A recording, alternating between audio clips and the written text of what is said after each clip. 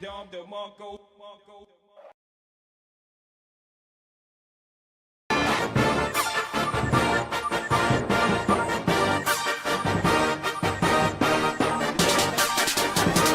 God damn it, I'm rich. I'm fly. I'm a real swagged out, pimpin' kinda guy. Making my guap, making my change. Got you ladies straight doing my thing. God damn it, I'm rich. I'm fly. I'm a real swagged out, pimpin' kinda guy. Making my guap, making my change. Got you ladies straight doing my thing. God damn it, I'm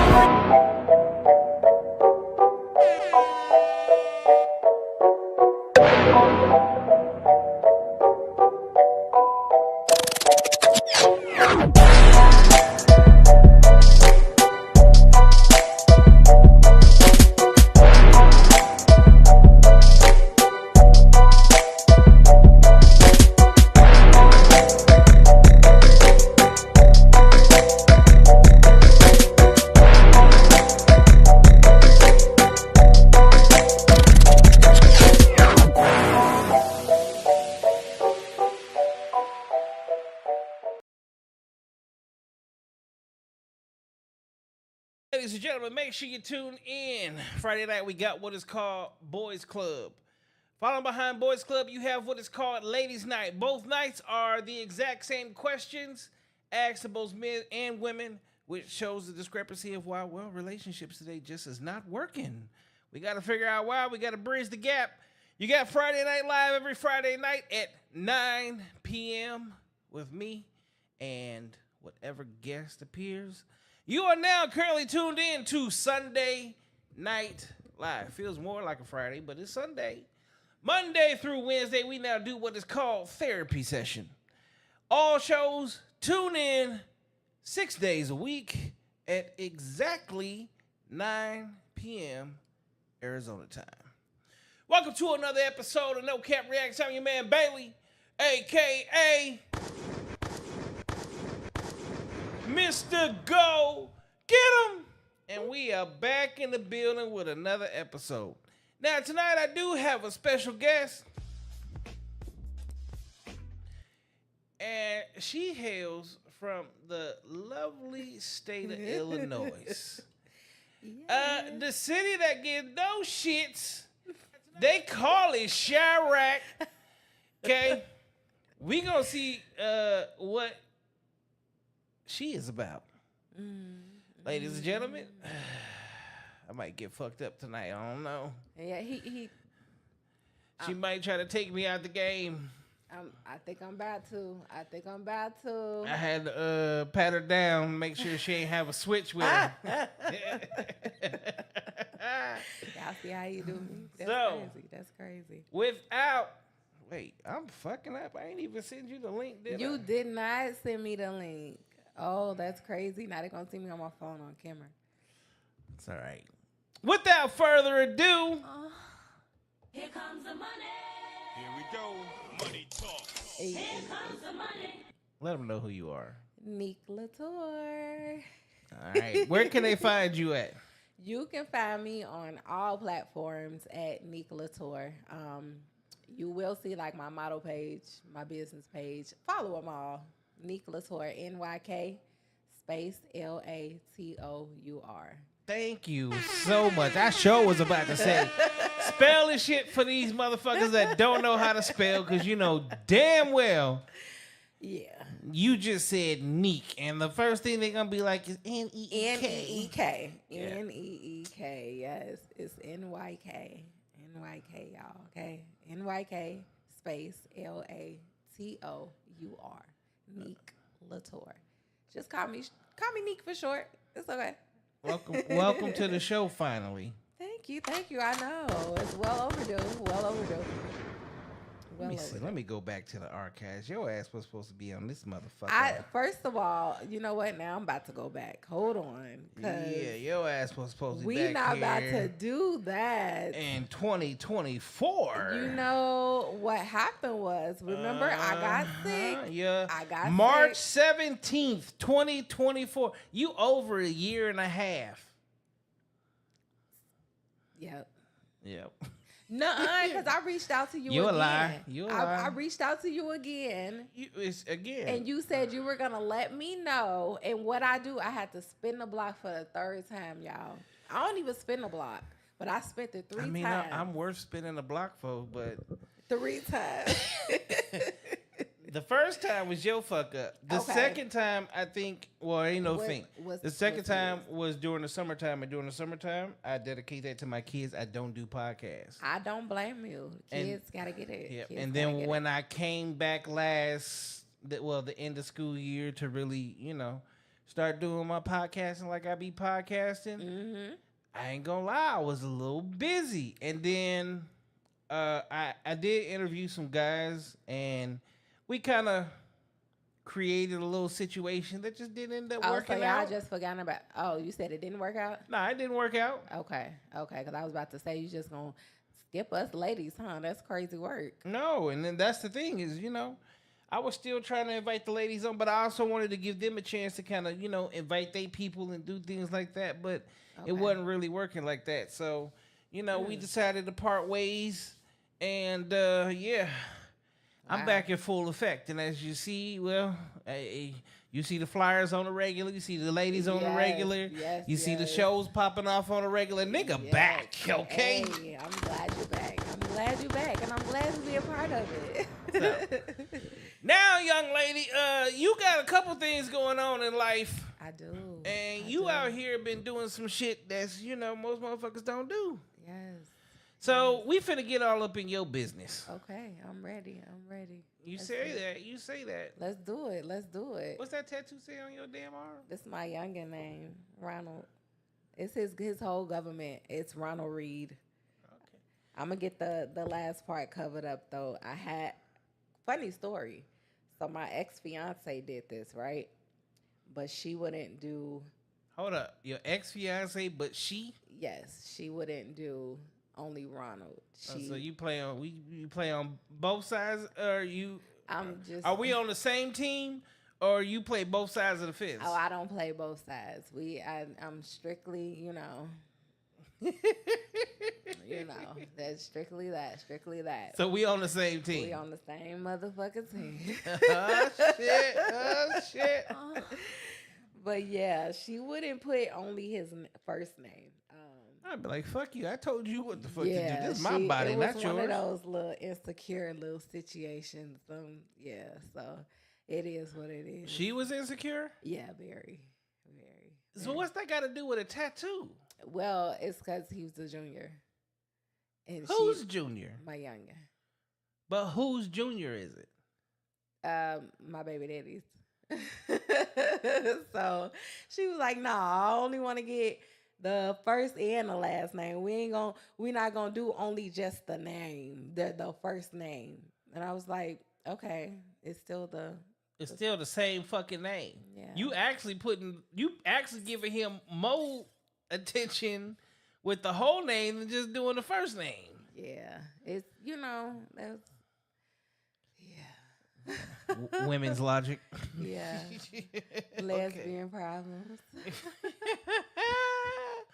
All right. So first and foremost, where you from? Chicago. I mean, we already know because we had this conversation. Chi-Town, baby. All my Chicago people, hey. You GD, VD, BD. Mm-hmm. To the world blow up. Which one was she said to the world blow up? Which one? If you know, you know. If you know, okay. you know. To the world blow up, okay? Well, we'll leave that alone. Nah, let me quit playing. Nah, I'm a mom. I don't. She said, "I'm a mom. I'm a mother. Okay, No drama. Gang bang soccer party, baby. Meet me Yeah, at the basketball court. We can't be out there shooting my bang bang now. Okay. What part of Chicago? East side, from state to the lake. Okay. How was your life growing up in Chicago? It was great. It was really fun. Me and my friends had a time. I'm not gonna lie. I did fight a lot. Big surprise. I did. Big surprise. You're petty. No, I'm just saying, like, I've been to Chicago. I've stayed in Chicago. I've been to Chicago a lot. So in Chicago, you pretty much got to make your way every way possible. Yes. Because if you don't, well, first and foremost, niggas want to know where you from and what you about. Yeah. And if you don't know somebody from where you at a certain time when you were being questioned that can speak up for you, you may not make it out. You know, there's some truth to that. However, I think it's not the whole Chicago. No, it's not. It's not the whole It's Chicago. certain areas of Chicago, but the bad part about it is when you are a civilian, you don't understand where you're at. Sometimes. Yeah, you honestly you don't. And I feel like it's just those I don't want to say it's everywhere. Like I said, everywhere out there. It's just in certain areas. But yeah, you need to know, especially for a black man. But that's everywhere though. I don't think it's just Chicago. Like for a black man in general, like That's a goddamn lie. You can walk down any street out here in Phoenix, Arizona. Ain't nobody fucking with absolutely. Yeah, this is Arizona. Huh? you. Yeah. Okay, y'all. Don't take that example. In the 80s and the 90s, you couldn't move around in LA. That's where I'm from. You couldn't move around in LA like that. But like certain parts of St. Louis, you couldn't move around like that. But it's I feel like everywhere has that. Like even out here. Like Only the major cities Right. are like that. Okay. Oh Okay. no, I'm lying because there's some small towns. These motherfuckers, what they call them, after dark. I heard Valley Boys at one point. Valley Boys. Yeah, Valley Boys. I never heard of these niggas. I've heard, what else have I heard out here? I think it was just like Valley. They were like, where you from? The Valley. I'm like, where's the Valley? Well, we are in the valley, so everybody like. If me and you was chopping it up 9 times, well, I did. I asked you, where do you live at in the valley? You like, I'm in Peoria. Yes, you did say that. You Yeah. did. So everywhere is technically the Valley. So why do they say that? Well, no, this is really called the valley because when you come to Phoenix, you technically are going in. So when you go to Flagstaff, you're going uphill. When you start heading to Vegas, you go uphill. When you start heading to California, you go uphill, but then you go back down. So that's why it's called the valley because we are in the sunken place. Okay, that makes sense. So that's why they call it the valley. Okay. Same thing. It's the same. It's the learn same jargon. something We use the same every jargon in LA. There's certain what part of the valley you from, depending on where you at, or what part of the city you from, or when you come from where I come from, what hood you from, what block you from, what set you claim. Yeah, that the last 3 is. I know those clear as day. Okay, so were you part of the generation where it's take your ass outside and don't come home till the lights go out? Yeah. Listen, you ain't have to tell me twice. I'm out. I was out the door. Me and my crew, me and my brothers, like we were outside and we just knew, get back in the house. When mama come home, you ain't in the house. Your butt is grass.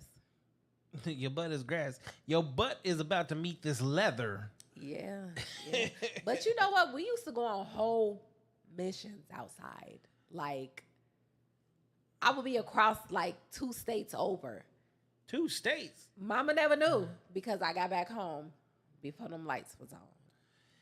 See, I think the furthest that I went as a kid, growing up in Inglewood, I'm pretty much 15, 20 miles away from the beach. That's probably about as far as we would go.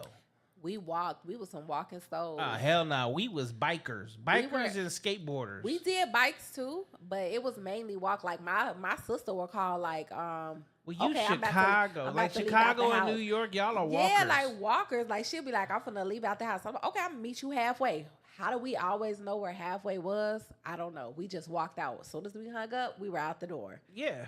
Meeting up Well, halfway. what happened is y'all just walked towards each other, and the middle and happened to just be met where in y'all the met up at. Exactly. But We you used knew to what walk. direction you need to walk in. We was to walk Yeah, souls. you part of the MapQuest generation. Absolutely. Absolutely. Absolutely. Only if you had You got- the, look, you print had it to out have on the the paper. AOL dial up.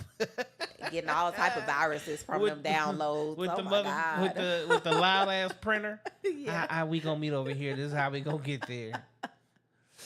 All right, so as a child, what was it like growing up in Chicago as a child for you? It was so safe to me. I was so safe. Like, I mean, I grew up in Inglewood. I was so safe too. Yeah, but I heard gunshots every fucking day. I seen people get killed. and honestly, hold on, because now we getting into it. Because everybody say, oh, the gunshots, the gun violence. I'm gonna tell you this: these young guys now that's ganger banging, They're way different. so different. Back in the days when I was young, they would come tell us like, "Don't come outside today. They coming through here to shoot," and we wouldn't go outside. But see, back in the day, you had it was the old heads. the old heads. We don't got that no more. The youngsters. We were the youngsters. We was watching this shit happen, but That's true. they had actual rules that they lived and abided by. That's And true. it was like, we not fucking with the women, the children, and the old people. We protect them. So keep your Yes. kids in the house. Everybody preferably be on the floor. Yep.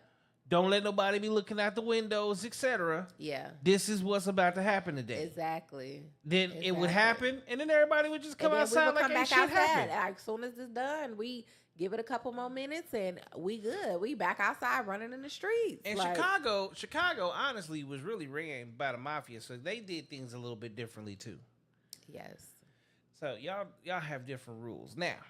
Yes. So it was safe for you. You was outside. You was Yes. playing. You was just being a kid. That's being a little tomboy. Okay. So as a little tomboy, back then? What did you think you was grow up and end up doing? Honestly, I wanted to be a nurse. Okay. Nursing. That because my mom, she was in a nursing field, and I was like, yeah, I want to be a nurse. But I did CNA for a little bit, well, a lot of it, and then I went to pharmacy, and that's where I am at now in pharmacy. I love dealing with the drugs. Yeah, I'm a legal drug She a dealer. legal drug dealer. legal drug dealer. Okay. How long you Legal. been doing that?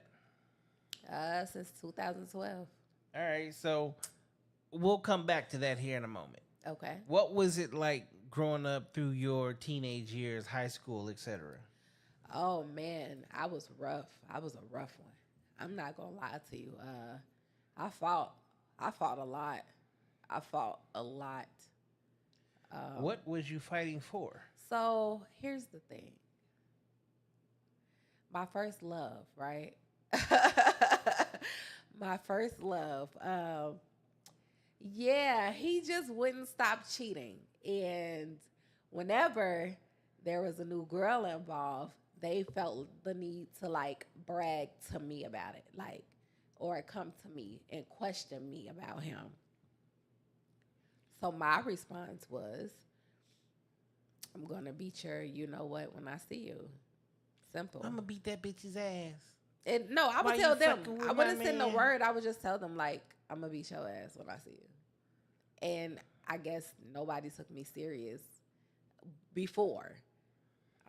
And then when I saw you, it was literally on site. If you could whoop my ass, you can have them. Couldn't nobody beat my ass, so they couldn't have them. And it was vice versa. If I tried to move on, he would ruin whatever I had going on. So if I can't be happy, you can't be happy. We just in this together, you know? Okay. So this nigga just basically slanging dick and then you beating the bitch's ass after the fact. Yeah. Yep, that's pretty much how it worked. I was listening. I had to lay the law down. Get over here! Bruh. Nah, but yeah, that's what happened. How long was you with this nigga? Oh gosh, I gave him like half my life, honestly. Okay, hold on. Half your life. I gave him half of my life. So how you end up on Oh, he knew I was under the rainbow. I didn't hide it. Oh, so you used to play for both squads. No, I didn't. So if I was dealing with one, that's You didn't it. deal with the other. I didn't deal with the So other. you we'll come back to that later. So hold on. So Lakeisha Moore said, "Hey friend, Hi. So you got this boyfriend. When did y'all get together? How old? My was you? first love, I met him at 12. That was puppy love. At 12. Yeah. Okay. So when did he take your virginity? I was 15. 3 years later, he hits. Okay. But he's also a young adolescent teenage boy. Absolutely. And clearly he was that nigga because he was Oh, slanging yeah, he was that nigga. slanging He was that nigga. low penis all over the place. He was that Okay. nigga. And you was like, I know I can't stop him from cheating, but if I beat enough bitches' asses, they'll probably stop fucking him. Well, no, that wasn't the case. The case was, if you're gonna go and deal with this person, deal with that person. The problem became my problem when they wanted to come brag to me about it. Oh, so you was only beating ass when they was like, oh, Right. I was never your dick is my dick, and I'm gonna keep this dick. Like, it was always that. I never, like, fighting, technically you could say I fought over it, but that wasn't the case. I was cool. Like, if you gonna move on, I'm gonna move on. That's fine. But y'all wouldn't, clearly you wouldn't But move don't- it on. You know, he always came back and I always accepted him. It's your first love. He hit that cookie good. It was the puppy love, but I mean, Ain't no puppy love. I'm well grown now. I wish I would. Like, granted, I still got love for him for the place he played in my life, but Well, it's a different Yeah. ball game, but I'm speaking on then. Okay. oh yeah. Okay. Absolutely. So, did you go to college? I did What'd you go to college for? pharmacy. Oh, you just knew you was gonna be a fucking legal. I'm out here beating bitches' asses. It's my hood, Well, nigga. I didn't go. But I'm so hold gonna on, take because my I didn't ass. go right away. When did didn't you go go to right away. college? I actually just did it maybe like 3 years ago. Nigga, we was talking about high school. I said, did you Oh, go no. to? All right, so I after got pregnant. I was pregnant. When did you get pregnant? I was 18. Had my son fresh out of high school. So you was walking the aisle with a belly. Yep. Let me get my diploma. Let me get my first set of onesies. I had to go a different route with my diploma, but yes, I was pregnant. Okay. So did you graduate high school or did you get a GED? I got my high school diploma, but I got Okay. kicked out of my actual high school. Yeah, because you was beating people's asses. Yeah, the fighting. So got you me went in to one of trouble. them alternative schools. Yeah, I had to take a different route. Yeah, I've been there, done that too. Yeah, Badass kids. I know, right? Damn. Fuck them kids. He needs some milk. You're stupid. All right, so let's go with your early 20s. So you a mom? Are you a single mom? Or are you a tied down mom? Nah, I was rocking with my BD heavy. Okay, that's a good thing. Yeah. So you out here, you got your man, you got your baby, you in Chicago. What's life looking like then? Life was actually great, honestly. So what was Neek doing? What was Neek's trajectory in life at that point? Neek's trajectory, early 20s, was pretty much trying to figure life out, honestly. Welcome to life. Yeah, trying to figure it out. I was happy at the time. I was very happy. But, yeah, I was just like, okay. Okay, what are we going to do with ourselves now? I was a workaholic, too. What kind of work was you doing? Pharmacy. Then? Yeah. How can you do pharmacy if you wasn't? Well, that's a stupid question because that happens all the time, Yeah, pharmacy. especially in big cities. I was pharmacy and CNA. I was back and forth between the two. Sometimes it was at the same time. But yeah, pharmacy. I actually got my pharmacy technician license in 2012. Got my CNA 09. For those of y'all, pharmacy tech, aka also known as the med tech. Yeah. So I, during my first semester of college, what was it called, Balance Care? I worked as a CNA, and then Oh gosh, can't take it. I became was about to become a med tech, and said, nah, this ain't really what I want to do. Yeah. Why? I would choose technician over CNA any freaking day. Everybody hate the CNA. You know what I love about being in the CNA? I like helping people. I I'm one of those people. I like to talk to the old people. Yeah. I used to ask them about their past.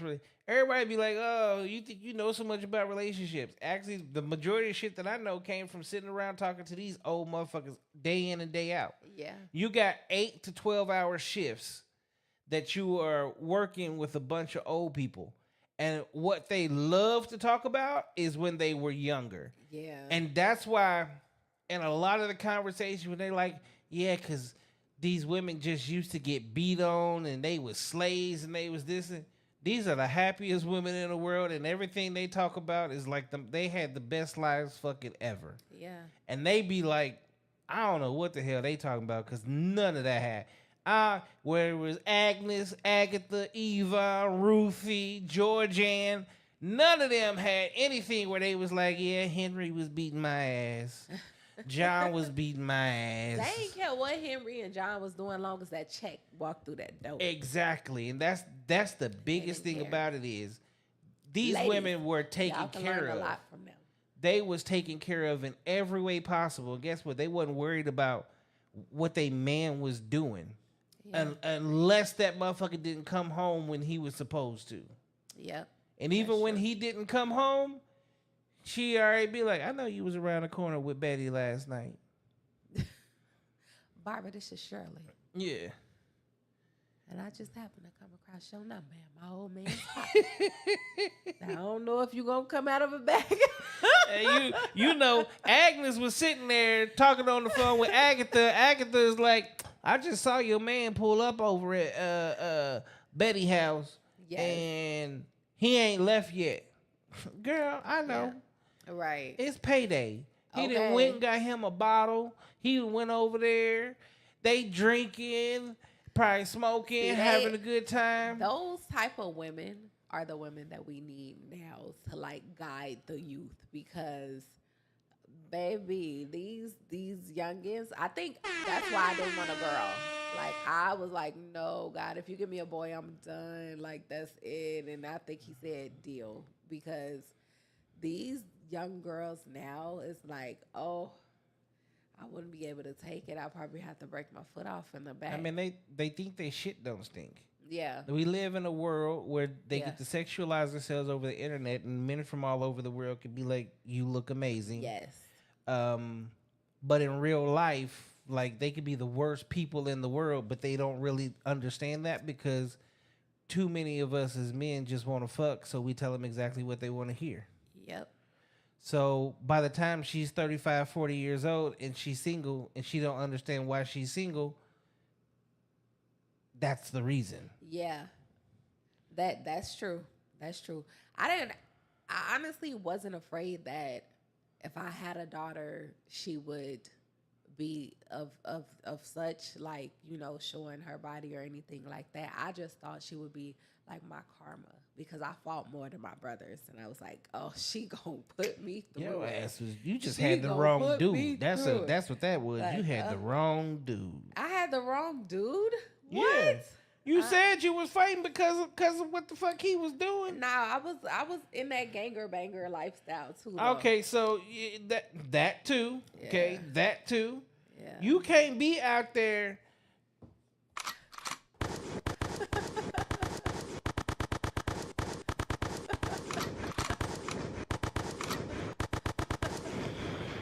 And then just be like, but I ain't do nothing wrong. Like, no, I never, listen, my fist did enough, okay? I'll never picked up anything of that nature, okay, y'all? Like, I was a fighter. Yeah, I was just a fighter. That was it. Like, I was a fighter. But like, I also became the shooter. no, I Because, was just a fighter. well, Just you're a fighter. girl is different. Yeah. Yeah, because how many male counterparts is you kicking it with that is no longer living? A lot. Yeah. Yeah. I got a couple homies. Because at some point in time, we get past fighting and you get to shooting. Yeah. Yeah. Life sucks. Life sucks. Yeah. It sucks. All right, so you are here now. Here now, you are the Jill of all trades. I am. Okay? So, Miss Illinois, Yes. legal drug dealer, Yes. author. Yes. What else your ass do? I do- Model. My bad. Hold on. Yes. Model. Yes. What else? I do event planning. Event planner. Yes. I host events as well. I create custom designs. If y'all, all my smokers out there, hit me up. I do rolling tray sets. My ladies that drink they little wine, I do wine glass sets. I do men's mug sets. I'm very creative. I can do it all. I can do it all. Whatever you need. Hit your girl Nika Latour up. Okay, so you like to do a lot. You got. Let me ask you this: Yes. of all the things you do, which one is your passion? My passion, honestly, is I'll say my passion is event planning. Why? I love to bring someone's like vision to life. Like when I do my event planning, I just ask maybe probably 5 to 6 questions. That's all I need to know. And I take it from there. But like bringing your vision to life, oh man, that's like so dope to me. I love hosting too though, because I'm the life of the party. Like I'm gonna get you going. Okay, I'm gonna You get seem going. like you would be a vibe. I'm definitely a vibe. I'm definitely. Y'all can check it out. I hosted a Valentine's Day show. It was so sexual, so seductive. Like it gave what it needs to give. Go check my page out, Nick Latour, NYKLATOUR. Go check my page out, Link Latour. Go check it out. Which Like, page? it's there. Okay, so the one that Hold on. For my Which business. page? it's pink, white, and black. It has a pink, white, and black logo. That's the business page right there. On what platform? Instagram, Facebook. Okay. Let me see. You keep saying go check the page. Instagram and Facebook. Go on there. Okay. I don't have it on TikTok. I just got a regular page on TikTok. So I'm a comedian on TikTok. Everybody's a comedian on TikTok. Literally. But yes, go to Instagram. Go to Facebook. Y'all will see it. Nick Latour. Follow my model page too. Just follow them all. How about that? I have a lash page up too, ladies. I do lashes God too. damn. If y'all need y'all lashes done, I do lashes. I'm a lash tech. She so do lashes, she do toes, she do earrings, it's she do your called nose. Lash by Nick. I should have brought my book in here. It's in my trunk. I should have brought it in to show y'all. How would you? You knew damn well what you was coming here for. It's okay. It's called Unspoken Truths by Nick Latour. What are some of the unspoken truths? That sounds like some shit that would definitely be on my podcast. Oh, so honestly, I went on a healing journey, right? Okay. Because I was like lashing out at one point. Like I would like. Who was you say lashing out at? Anybody that said something to tick me off. Oh God. And I was like, okay, bitch, you need to go heal. You gotta go ahead and do some shadow work and some self-reflecting and let's figure out the root of the issue, right? Absolutely. So that book is pretty much highlighting and letting people know who may have went through some form of trauma. Doesn't matter what it was, past, present, future. It's okay to tell your story. It's okay to speak up. It's okay to speak your truth. You are not alone. Who cares about hurting the people? You may have held it in because you feel like you're going to hurt the people that hurt you feelings, but they didn't care about hurting your feelings when they did it. So speak your truth. Talk about it. Heal from it. So I gave my forms of trauma, how I dealt with it, and how I healed from it. And it was pretty much like a little self-work book. Yeah. Good shit. So yeah, it's called Unspoken Truth. Y'all may cry. If you're a crier when you're reading, you're going to drop some tears. It gives you pieces of my life that nobody knew. Like nobody. So this was me like writing it down, letting it go and releasing it, because I can try to have the conversations with those people that may have hurt me, but that will open the door to the thought of possibly reconciling, the thought of getting an apology that I may never get. So instead of opening those unwanted doors and those empty pots, I just felt like I just needed to release it. So I wrote it down and released it. And yeah, I didn't use nobody names because I knew I would get sued after they read it. After they read it. So, but they know who what's about what. But yeah, the amount of calls I got when that book dropped. Oh my gosh. Yeah, because motherfuckers know who they is and what they did. Absolutely. Okay. So party planning is your passion. Yes. Your it is. book is your trauma. Yes. And I have another book coming out actually. What's that book gonna be about? So this one is not a spinoff to the last one, because so my thing was I never wanted to be an author. I just wanted to heal. Right? But I birthed this beautiful book. I birthed something so beautiful, and I got so much support from it. Like people, a lot of my sales went to people I didn't even know. That's how it's supposed to be. Exactly. So I was like, okay, I'm not gonna write anymore. But everybody was like, no, you can't do that to us. So this next book is titled Patience. Okay, pause right there. What does patience mean to you? Ooh. Patience to me? Yeah. Oh my gosh. It means truth. It means truth. Elaborate. I am. So when you're being patient, and I'll use relationships. When you're being patient with the person that you're dealing with, the person that you love, right? You're forced to face a hard truth, which is and this is part of what my book is about. Do I continue to be patient for this person who may still be battling trauma, or who I know can be this person that I want them to be and or need them to be? Or do I face the hard truth of this is who they are? I got patience in the back of my brain that I know if I push you a little bit further, you can be that person. Yeah. Or do I face the truth? Just take the mask off and just accept them for who they are. This is a broken person. This is a person who can't give me that extra 50 that I need. They can only give me 20. So patience is truth. Patience, 100%. I'll go with the truth. Yeah. You know what patience does? It reveals who you are, but it also reveals the people that are around you. Absolutely. Okay? One thing that you cannot do is you cannot live a life with a patient. Yeah, live a lie with a patient person. Mm-hmm.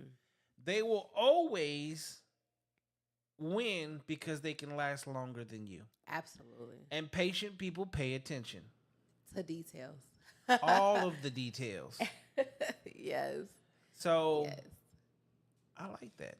Yep. So that's pretty much what my book is about too. Okay. Yeah. So I dug in there though. I dropped some gems for y'all. I think y'all really like that one. Okay. I'm going to drop it. My actual book release is June 6th of next year. I have the date set. So y'all be on the lookout for that. It's going to be open doors for everybody. So yeah, I'm excited. Okay. And then you're also Miss Illinois? Yes, I represent Miss Illinois. I've been modeling for maybe about 5 years, and I'm gonna give a shout out to the woman that actually introduced me to modeling. I haven't spoken to her in a long time, but her name is Kiana. A lot of y'all may know her as she's a fashion designer. Awesome Me Designs is her brand. I moved here to Arizona. I just so happened to come across her post. She was looking for models. And I was like, okay, bet. Because I always wanted to be a model anyway. So I said, cool, let me hit her up, introduce, met her or whatever the case may be. She has a beautiful soul. Kiana is a very beautiful person inside and out. And I just kind of like latched on to her outside of the business part. So I became her assistant as well. She just roped me into being her assistant as well. But yeah, she introduced me to modeling because I always wanted to do it, but I never had the courage. I don't want to say courage, but I never had the courage to actually do it. So shout out to you, Kiana, for actually introducing me and like pushing me to do it, because if I didn't meet you, I wouldn't have did it. So if y'all need a fashion designer, Kiana, her name is Awesome Me Designs on all social media platforms. So yeah, there's that. All right. She introduced me, and I was doing it ever since. A lot of her shows, a majority of my shows were her shows. She introduced me to Janelle and J&M Talent. Sorry, y'all, my allergies ain't good. But my J&M Talent and the Ultimate Elite Pageant ladies as well. If y'all watching, shout out to y'all. Beautiful team. Their fashion shows are dope too. Their fashion shows are really dope, and they allow me to represent Miss Illinois. I did my thing, and I got the crown. So yeah. Oh, good shit. Now, Young Thugger. Oh, not Young Thugger. If you meet my son, you would be like, "This is not your kid. Like you're not his mom. You can't be his mom. He's so proper. He's the total opposite of me." That's usually how it is, though. That's Yeah. honestly, that's usually how it is. Like, Yeah. so you grew up Chicago. Yeah. Here you are today. You're making something like, you do understand that a lot of things that you have done are things that a lot of people wish they could do. Like, really think about this. And it's not, it's a kudos to you in a major way. Thank you. And the reason that it's a kudos to you is everybody knows Chiraq for, Exactly. right? But it's not really all that. But what the crazy part is, for a lot of people, they cannot get out of the hood. They can't change the mentality, because it's a mentality. Everybody thinks that they can't leave, or they shouldn't leave, or I'll never turn my back on this. But it's like, you're not turning your back on it by changing your life. That's true. You're not turning your back on it by doing better for yourself. You're not turning your back on it by providing something for your family that you technically wouldn't do or wouldn't even have the chance to do, because you won't leave. Yeah. Because I think we both know, regardless of the situation, okay, you lived and you made it. Because, a Absolutely. lot of us don't make it past 18 that grew up in these situations in these areas. Yeah. Right? But now you have a son. Yes. Now we know how hard, you know how hard it was for you as a woman growing up. But we just had that conversation, or that question answered a little bit ago, about how many of the men that you know that was around you at that time that are no longer with us. Right. Okay? Those men were little boys first. Yeah. And those little boys grow up in that environment, and they become a part of that environment. And boys' existence is a lot differently and a lot more harsher than what yours was as a young lady growing into a woman. Absolutely. And you have a son. Absolutely. So if you didn't change your environment, how would he? Exactly. And that's why I left, honestly. We actually lost his dad in Chicago, and that was when I decided to go ahead and just skedaddle. Okay, and I'm After sorry that. to hear that. Yeah, thank you. So I was just like, yeah, we need a change. Let's not stay here. I don't want to be here. So we packed up, we came here. He loves it, actually. My extended family is here. And they've been trying to get me to come down for like 10 years. And I was like, no, I ain't coming to no Arizona. Absolutely not. No. But I had to think about it. especially when we lost his dad, I was just like, I think we need to go ahead and just go. Like, I wasn't worried that me and him will be the next target. That was the least of my worries. It wasn't that. I just wanted him to see something differently. Especially after experiencing something so tragic. Yeah. I needed him to see something differently. I needed him to see something more beautiful. You know what I'm saying? Like, because it was just a consistent reminder being there. And I was like, yeah, we're going to go ahead and go. And granted, not all of Chicago is bad. Like, you got good things. You got your pockets. A great city, great place. It's just, the people that's there that gives it that bad name or whatever the case may be. So it's just like, but that's everywhere. Bad news travels faster than good news. Absolutely. I can tell you about some of the greatest places, restaurants, places to live, everything in LA. Yeah. But people only want to remember the bad parts. They really want to, and I think that's,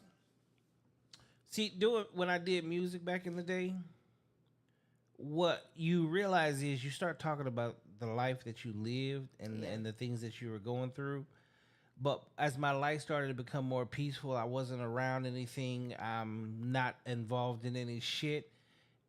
What happened was, writing is easy, but it's hard to write about something you're no longer going through. Yeah. But the bad part about it is, as a whole, is I'm glorifying the worst of the worst, and other people are listening to that and thinking that they need to live that type of lifestyle. Yeah. That we fight so hard to get away from. Absolutely. So it's hard as we're doing our best to fight to get out the situation. Yeah. But we're creating situations. I was basically creating a situation that made other people want to come do it because they thought it was cool. Yeah, it's cool. It's fun. Oh, this is how he grew up. I want to be like that too. I want to do that. And that's where getting away from music. And then they're like, well, why don't you do like Christian music or do this or do this? Like, man, this shit ain't even my passion. This a bag. It's a big bag. A big bag. Okay. Where the money reside. That's where we going. Okay. This is when music really paid. This is before the digital era. I feel that. Like, even like stories, like I literally just started like telling my son stories from my, boy, you don't need to know nothing about nothing, Nathan.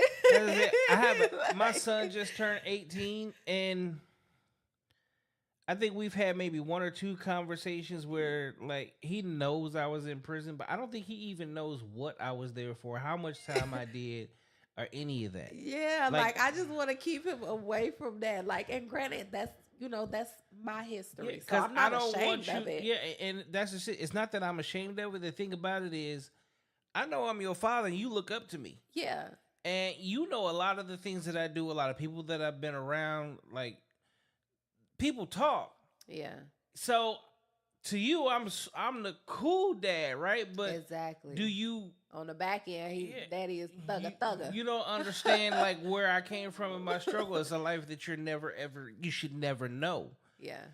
And I didn't want to glorify that or bring that.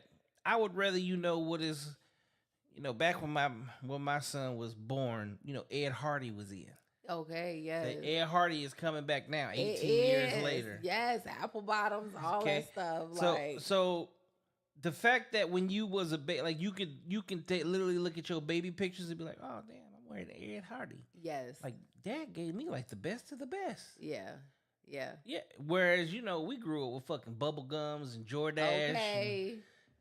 99% of the time barefoot as hell outside. Like. Yes, because there was no hand-me-down shoes yet. Yeah, exactly. You ain't made it to either Goodwill or back then we had Payless. Exactly. So I used to love Payless. They should have them Kmart bubble gums. Yeah, that was the days. Ventures.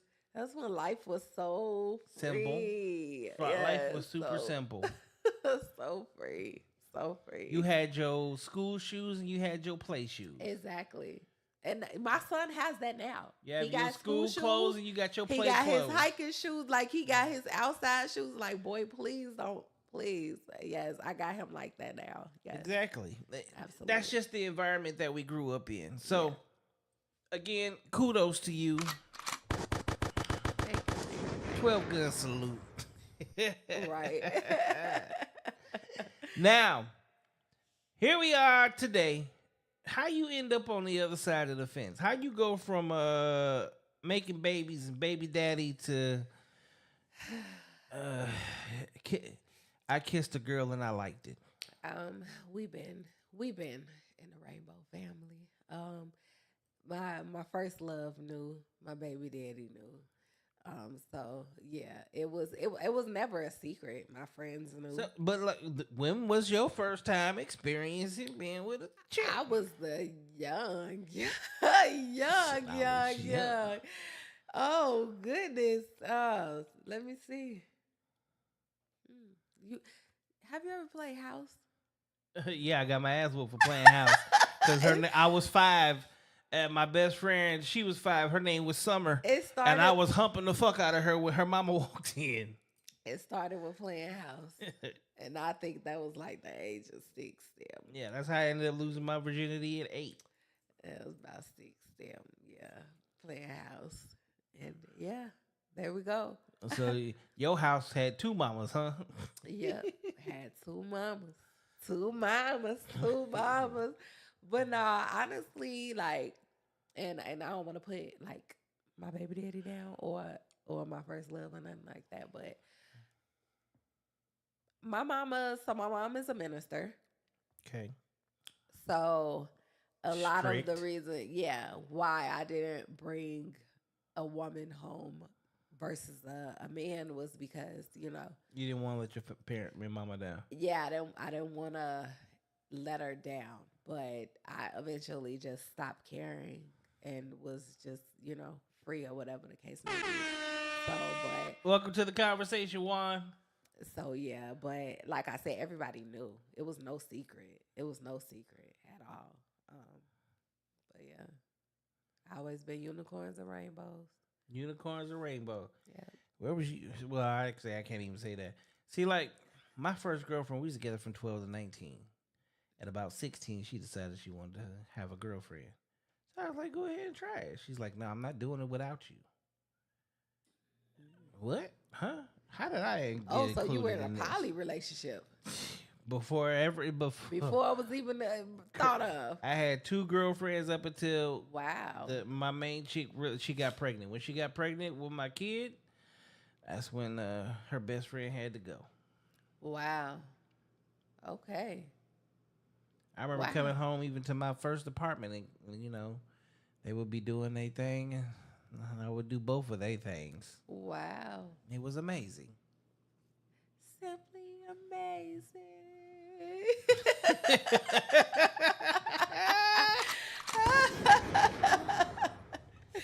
Oh, goodness. I know that's right. That is. All right, what kind of questions you got for me? Because you said some things you wanted to know. Yeah, pretty much like, well, you already elaborated a little bit on your background, but like, I came across your page from, I think I might have just seen you like down my news feed. Yeah, Instagram. Yeah, and I was just like, okay, let me go see. And you was like, yeah, I got this podcast. I'm looking for some ladies, yada, yada, yada. Hell yeah, I'll be on there. But outside of this podcast and what I've seen, like, I wanted to know, like, what else do you bring? Like, what else you got under that belt? So I do a lot of things, and I've always done a lot of things. For my personal life, I've always kept, like, just that, personal. I'm not the type of person that puts a lot of people in my business. I don't, unless you see me out and about, most cases you don't know what I drive, how I dress, what I wear, how I smell, etc.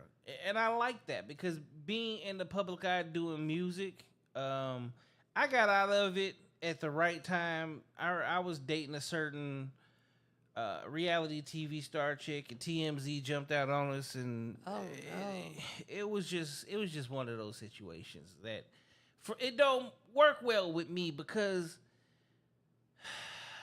I wasn't making some of the best decisions in life, being a felon and having things on me that I shouldn't have been having at the time, etc. Okay. So I knew I needed to just move differently, and I've always just I like to just keep to myself. Everybody thinks that I'm this super outgoing type person, whereas I'm a biggest introvert you'll probably ever meet. Yeah. I'm good at home, just Yeah. me and my kids. Yeah. I don't require much. So since I've been in Arizona, this is really where I came to retire, and I retired from music.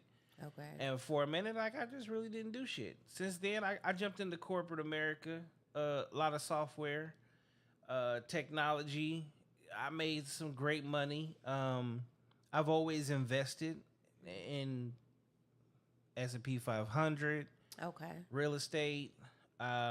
This was great when I first moved here for flipping properties and getting into Airbnbs.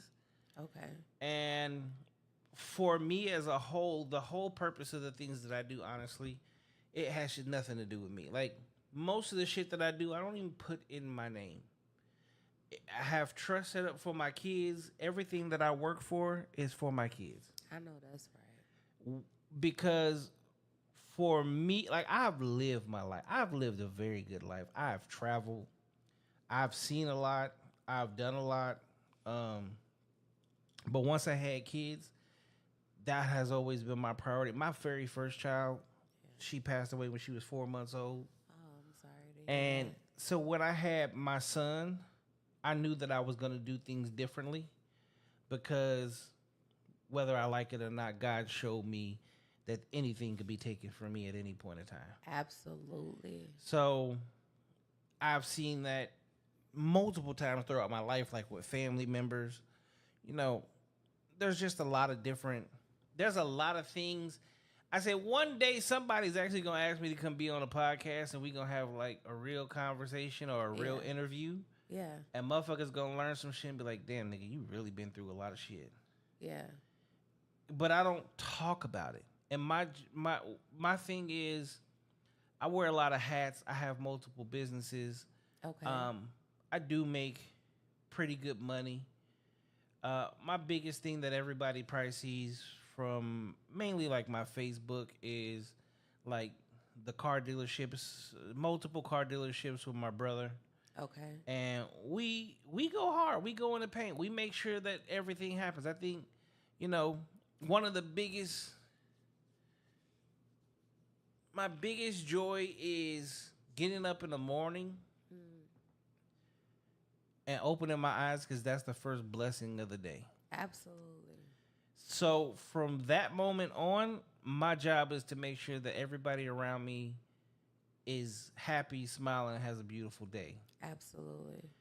There's nothing or no one that can really come and take my joy or fuck up anything that I have in life, because they didn't give it to me. Yeah. I've worked for everything that I have. And I know because that's right. I have, it's made even like this podcast what Yeah. it is.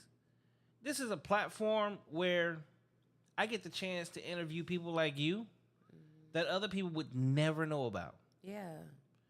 And it gives you a chance to build your own platform, monetize whatever it is you need to monetize, Absolutely. and make something out of it, just because I put you where you're sitting at right now. Exactly. And even most recently, someone was like, and it felt kind of uncomfortable that you're talking on the microphone, but like the camera is on the other person, because this isn't about me. Right. I'm here to highlight the person that's actually here. So, okay. Now, hold on. Since we mentioned it, would you allow me to come back to interview you? I will have questions for you. I mean, I can, I guess. We can do a whole sit down, and we can sit here and we can get deep with it. Whatever it is, y'all hear first. Y'all hear first by your girl Nika Latour. I would love to be the one to come back and sit down with you and get deep and dig deep and actually pick so I can know for myself who you are, but also, whatever you allow me to know. It isn't, I wouldn't force it, but The whatever crazy you thing allow is, me. my life is an open book. I Yeah. don't hide anything, Mhm. but I just don't. I'm probably the most humble person you'll ever meet. Yeah. When I got signed to Sony, I didn't tell anybody. Like my mama knew, my brothers knew, my family found out later. Like one of my first major tours was me on tour with Plies, and the crazy part is, I called my cousin Courtney, who I was just with earlier, um, because her husband at the time did music, and I wanted them to have that experience. I wanted them to see the different cities and to have the fun and get the chance to be on stage and backstage and meet people that they didn't, because for me I was already doing stuff and being Yeah. around people and doing things, but every chance I got, I'm noticing how you're always saying, I want this, you to, I want them to, and never you.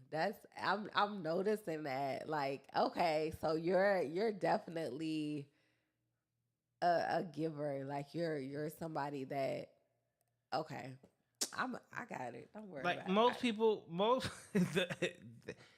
people think that I'm totally different than who I actually am, which is the crazy part. Like I post some of the most outrageous shit on my Facebook, etc. Right? But it's to get people talking. Yeah. Because course, we you got aren't to. having conversations about things we need to have conversations about in Yeah. order for us to grow together as people. Mm-hmm. So if these conversations don't happen, we continue to spiral and Yeah. I look at the world and honestly, it hurts my heart. Nah, for real. I don't watch the news. Like the news is so depressing. I do. I don't. No, I do. You know stopped, what? I stopped watching it years I watch the ago. news because one, we're in a world where you need to know what the hell's going on because That's what it Facebook can is for. affect. No, it's not. I Because feel like Facebook is Facebook not will tell real. you. Facebook is not real. Facebook will fucking tell you a whole totally different story, But and the a whole news different do life. too. Correct. The news does too. But here's the thing: if there's gonna be civil war in your city, Yeah. you ain't gonna know that on Facebook. Well, yeah, that's true. That part is true. But my thing was there's never any good news on the news. Well, that's I the got thing tired about of it is. You get so depressed after seeing bad things and sad and depressing things put in your face so much, that starts to take a toll on you. Like that starts to take a toll on your mental and all that. I said, I just gotta cut the news out. I just like my grandma watched the news. I just let her tell me what happened. Because sitting there watching all that sad stuff, oh no. Oh no. I'll pass. I'll pass on it. I'll pass. Again, the world can't take my joy. Yeah. God that's has true. given me I say the truest blessing that I have in life is to be able to disseminate reality Yeah. from fake. Okay. Like what's real and what's truth and what's not truth. Yeah, Okay? absolutely. And then he's allowed me to become this person where I'm so in tune with myself Yeah. that again, you can't dictate my mood, my emotions, my personality. You can't do that.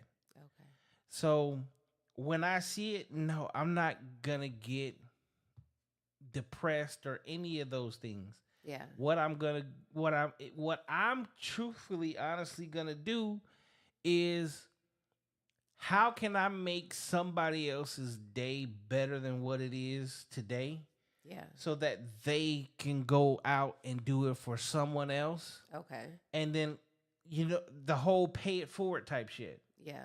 Yeah. But pay it forward by putting a smile on somebody's face. absolutely. Pay it forward by I've never posted it on the internet. I don't even talk about it. The only person that honestly sees it is my kids.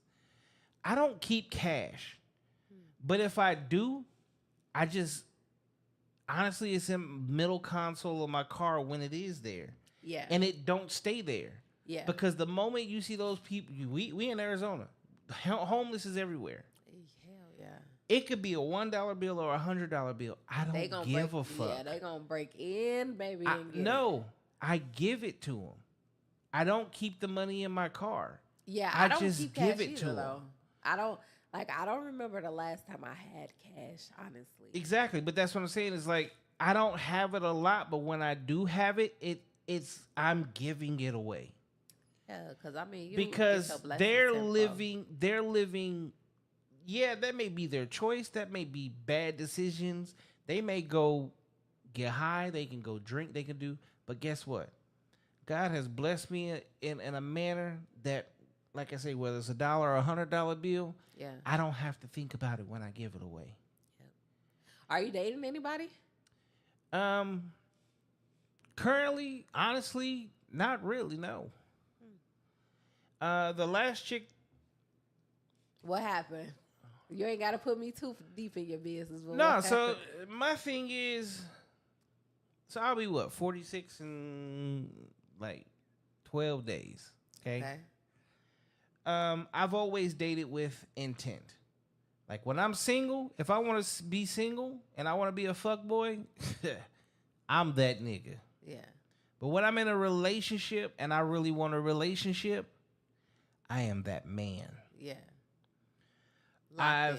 I've had it where yes, I've had multiple women, and guess what? You ain't gotta work, you ain't gotta do nothing because you're 100% taken care of. Or I can be completely monogamous, and guess what, baby, we rocking this to the wheels fall off. Yeah.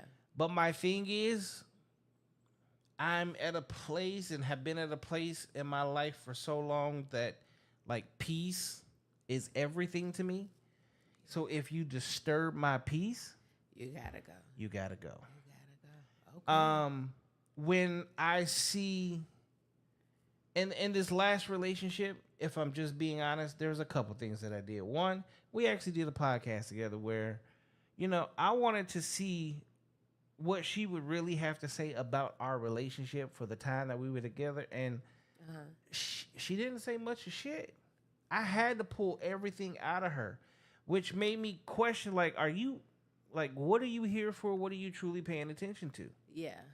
Right? And you are consistently saying, like, you're the man that I want to marry. You want to spend the rest of your life with me, right? But, okay, let's talk about, what I do, like my businesses, etc. What happens if I die? How much of this could you run? Yeah. None, because you don't know nothing about it. You ain't asked and you don't care. Oh wow. You just enjoying the life and everything that comes with it. She was But up you're with- was she around a my pillow- kids, she was and a pillow princess. yeah, pretty much. you're around my kids, and if I'm gone, and like I'm the biggest proponent, I'm the biggest part of financially taking care of them.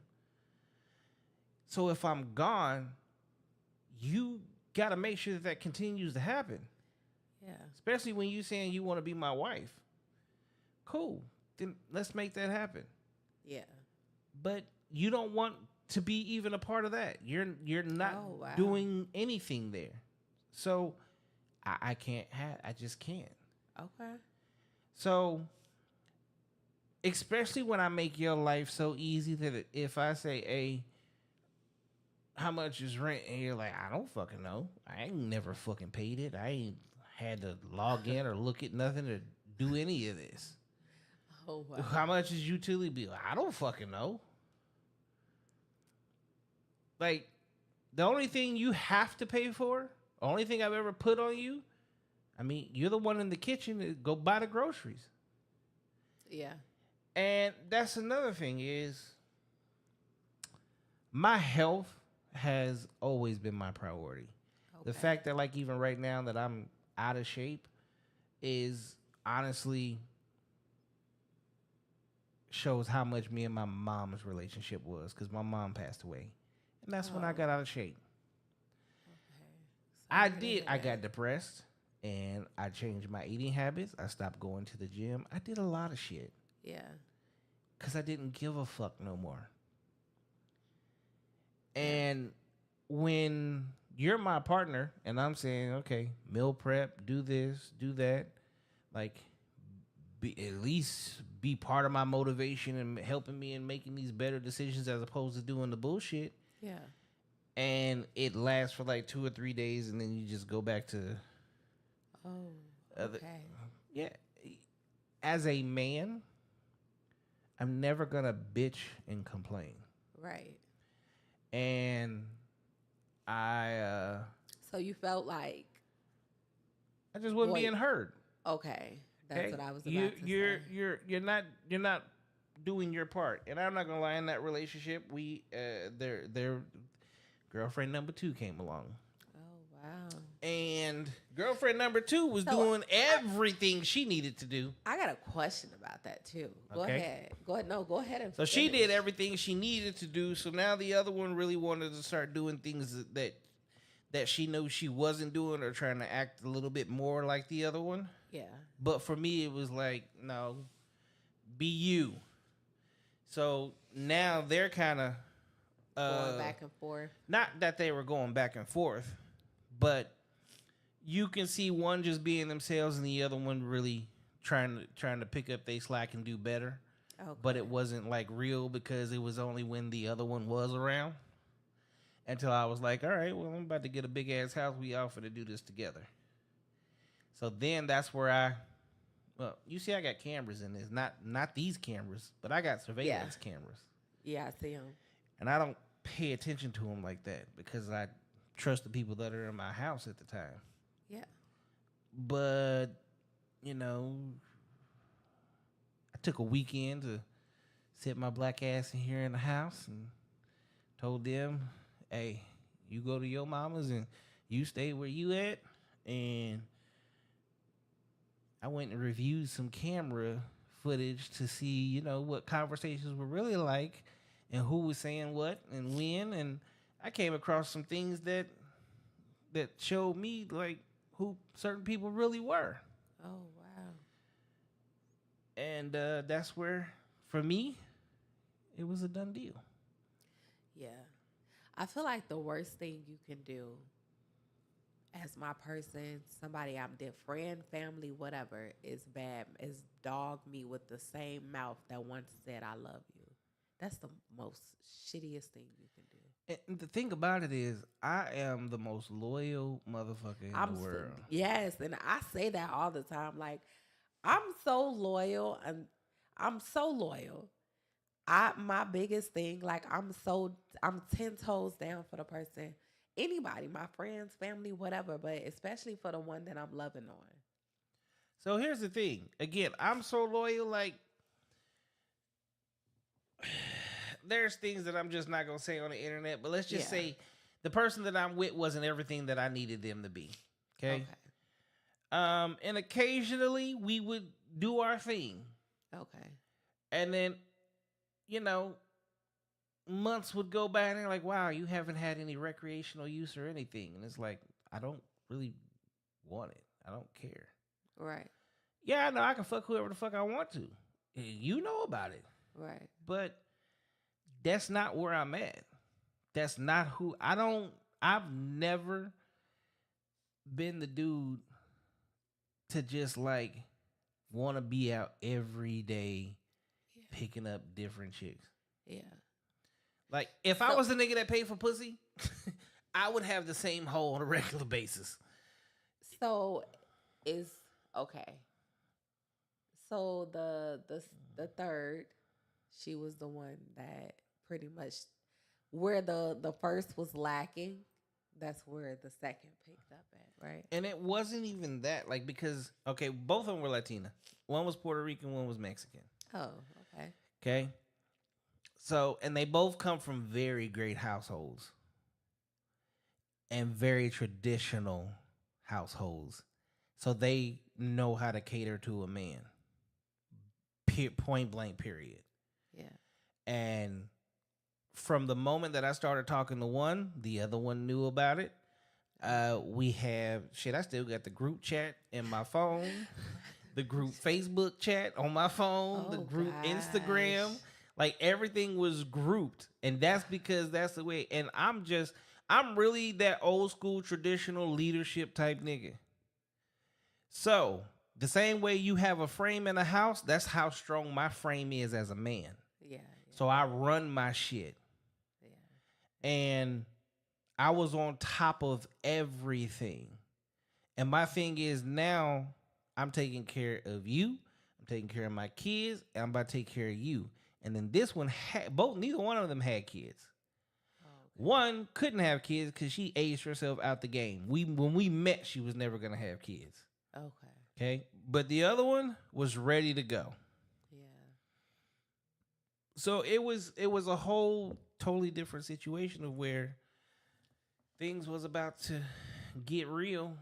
Okay. But when I don't see what I need to see, it's not gonna happen. And everybody's like, well, why'd you get rid of both of them? Well, I'm not gonna keep one and get rid of one and keep the other. Yeah. Because now it looks like I'm playing size. Yeah. So you just started fresh pretty much. So my thing is I'm gonna start fresh. And the thing about it is, again, I'm the type of nigga where it could be a monogamous situation Right. or it could be polygyny. Yeah. I can't. So for me, like I've did a 3-way before. It was a one night type of thing though, and I didn't like it. Like, So here's the crazy part. So the one that I was with the longest, one I was with for 9 years, she had been married before. Okay. She had never been with a chick, nothing. yeah, We had plenty of conversations over the years of that, at some point in time, this is gonna be what it is. yeah, Okay. We gonna see how you really gonna act. I almost made it happen in Vegas, but I was like, I don't really want it to happen like that. yeah, I would rather be in a more controlled environment. We here at the crib, you more comfortable, etc. yeah. And the first time it happened, it was actually a chick that I used to fuck with way back in the day when I first moved here. Oh gosh. And she was in between places. She asked for a place to stay. I had extra room at the time. So I put her in the other room. At that time, my studio was in a bedroom too. Yeah. And the other chick came in there and started to have a conversation. And she's like, your girl's really cool. I'm like, yeah, I know. She's really sweet, like, and submissive. Is like, yeah, I know. Yeah. Like, that's what I fuck with. And she's like, so she really wouldn't care if we was fucking around? I was like, picked up my phone. I think she trying to fuck. And she's like, my girl responded, I'm surprised I thought you was already fucking her. I Damn. was like, no. She's like, well, if you want to, have fun. That is a one band, one sound, ladies and gentlemen. So the situation happened, right? And my phone is like going off the whole time. So basically, I knocked this one off. I pick up my phone, and the whole time she's like, oh, I can hear this. Can you come in here, come in here, come in here? Right? So I go to the other bedroom, and same situation. Yeah. And my phone is going off again. So after I'm done, I pick up my phone, and she's like, oh my God, I can hear you guys in there. Can you come back? Oh God. I'm like, oh, here we go. So it was like it was battle. It was may the best bitch win. I say this all the time. Women love to say what doesn't turn them on or what they will and what they won't do. Yeah. But again, when you have the right man and that man push you in your feminine, like Yeah. he truly push you in your feminine, Yeah. 9 times out of 10, you just want that nigga to be happy. Yeah. And you understand that you aren't always what his happiness is. Yeah. So that's pretty mean- much what it turned out to be. and shit was cool. And then at that time, I was started my security company. I was still doing corporate America, so I'm like, fuck both of y'all. I'm taking my ass to sleep. Okay. So the next day, I go to that night I do my security job. So it was literally like 6 p.m. to 6 a.m. And then I do corporate America from 8 a.m. to 4:30. So I come home from my security shit. Now, while I'm gone, I can see on the cameras, they sitting at the kitchen table, they talking to each other, right? And I'm like, I'm not finna be like the invasion of privacy type dude. I'm not finna listen to what y'all talking to. Right. I put my phone down and just do what I'm doing. This is like, all right. So they start texting me or whatever. And I'm like, cool, I'm glad y'all getting along, yada, yada, yada. I come home that morning. Yeah. So my girl, she done already got ready for her to go to work. And then the girl that's staying there, she ain't got to be to work until like way later. So she comes in the room and she's like, you want something before you go to like back to work? I'm like, yeah, but let me take a shower first. So I jump in the shower and fucking her, my girl who's supposed to be going to work, but she works from home, hears. So she comes running in the room and she's like, can I join? I was like, yeah. Now they both laying here, but they won't touch each other. Oh wow. 'Cause they Okay, so scared. you know what? I do have a friend who was in a relationship like that. Her and the other girl was with the guy, but they didn't touch each other. It was none of that. And I said, well, whatever floats your boat. But I have another friend. It's a lesbian couple though. 2 studs and she's the femme. Welcome to the podcast, Sauce Boy.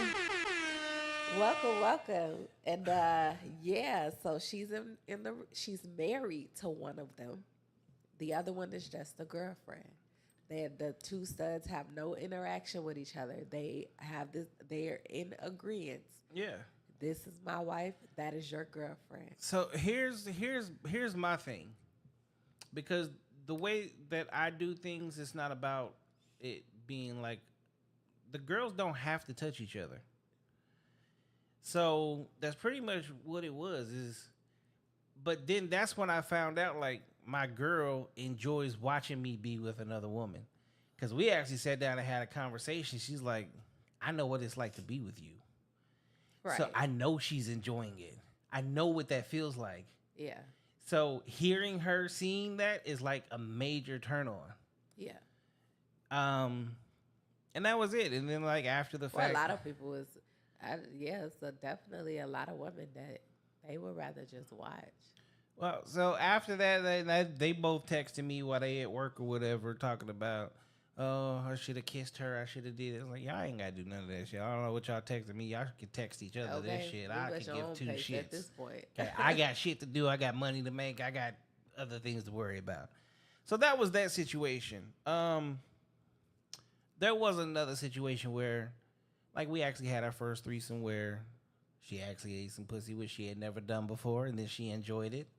And then a woman, the same chick, she ate her pussy, and she enjoyed that too. Okay. So then it was like, okay, like, this is fucking amazing type shit. And I'm like, yeah, but this is the thing. That's fun. In an actual relationship, I don't need y'all because y'all are women, and I understand how women move.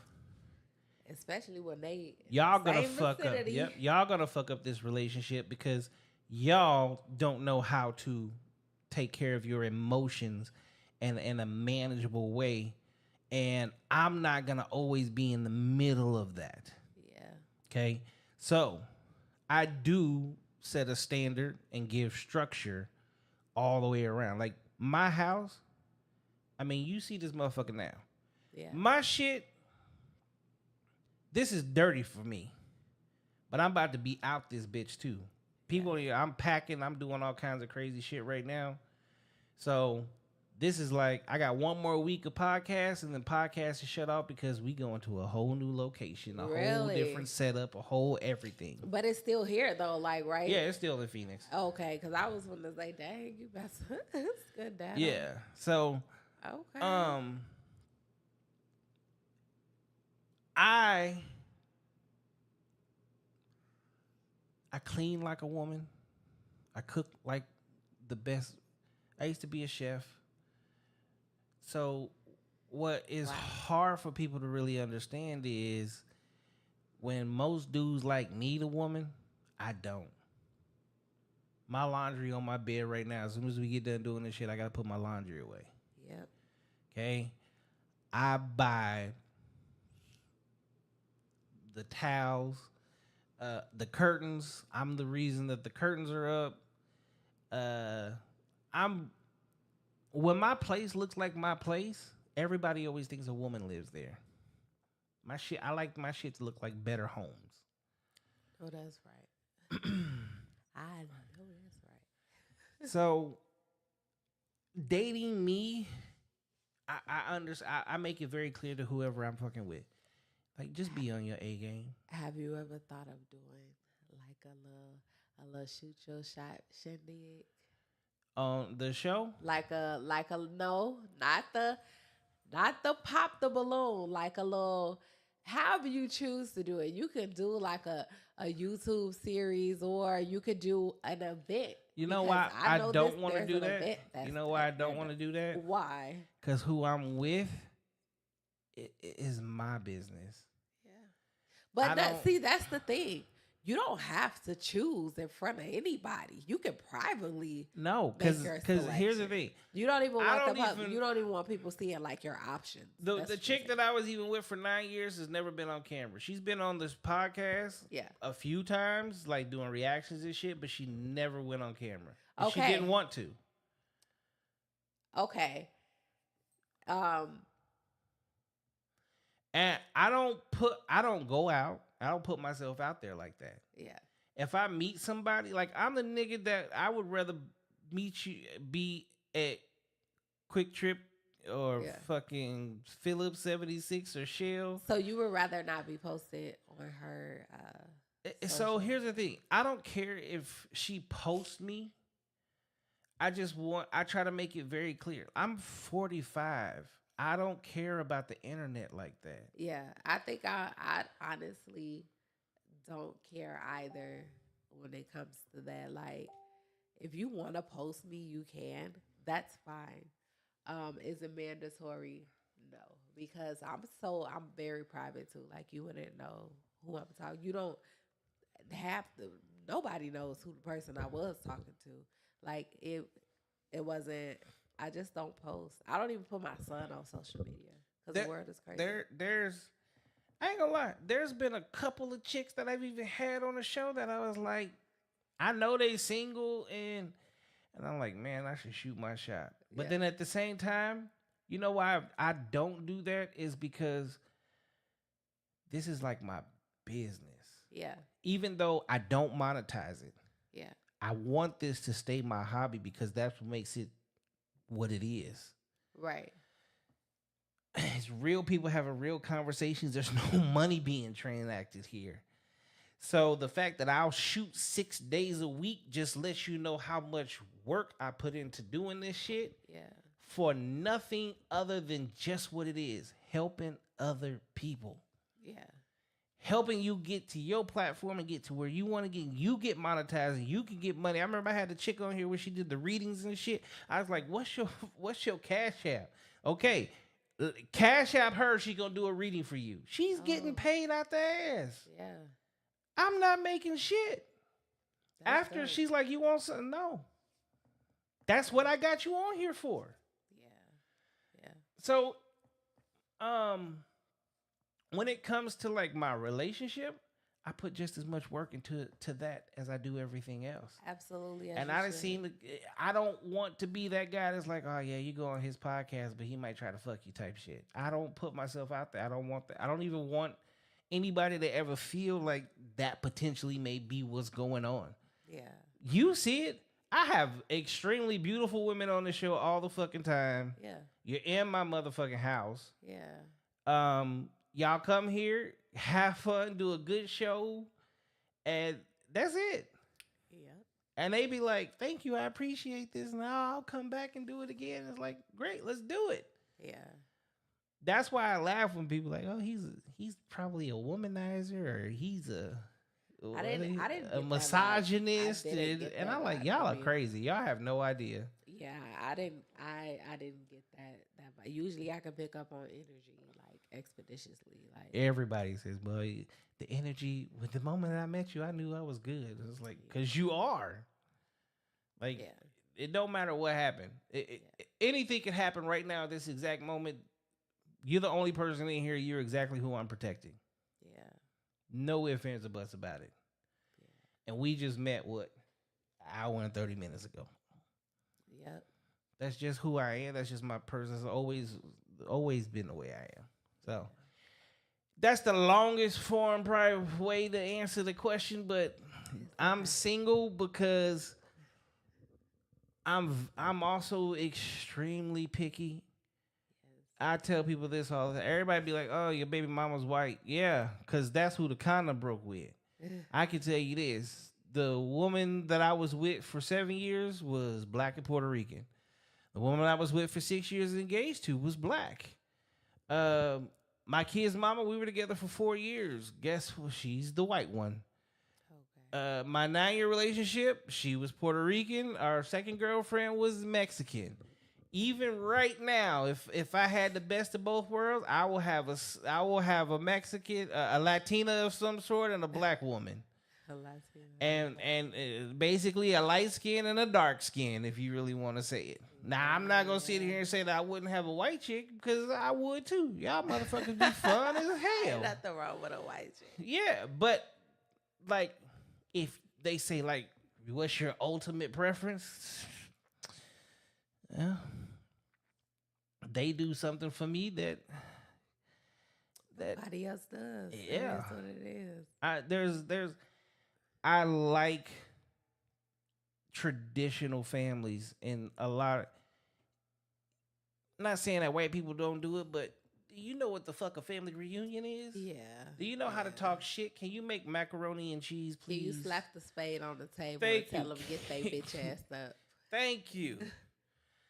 There are certain things that I like and love about that aspect. And like when it comes to like Latina women, like, man, when I got out the shower, she was already sitting on the floor with the motherfucking lotion.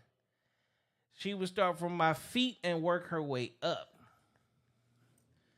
Okay, I don't give a fuck. I ain't never got that shit from nothing other than a Latina. I'm not even gonna fucking lie. That's crazy work. That was every fucking time I took a shower. I take multiple showers a day. Every time she was sitting in the floor, even when I'm like, babe, I gotta move quick, then I'm gonna do it quick. I got it. No, you don't. I didn't get to put lotion on my own fucking body. That's crazy. I mean, ain't nothing wrong with that though. Juan said, she's from the That's what rack. I've been over here She laughing probably about. got it on her. I swear, I come in peace. Yes, you missed the beginning of the show. I already frisked her, make sure she ain't have it. Yeah, he had to frisk me down, make sure I ain't I have had it to all. pat this one I had down. to walk in like, I even had to check her bun. I found 2 razor blades. I'm like, not in here. not in here. Oh my gosh, that is hilarious. What other questions you got? I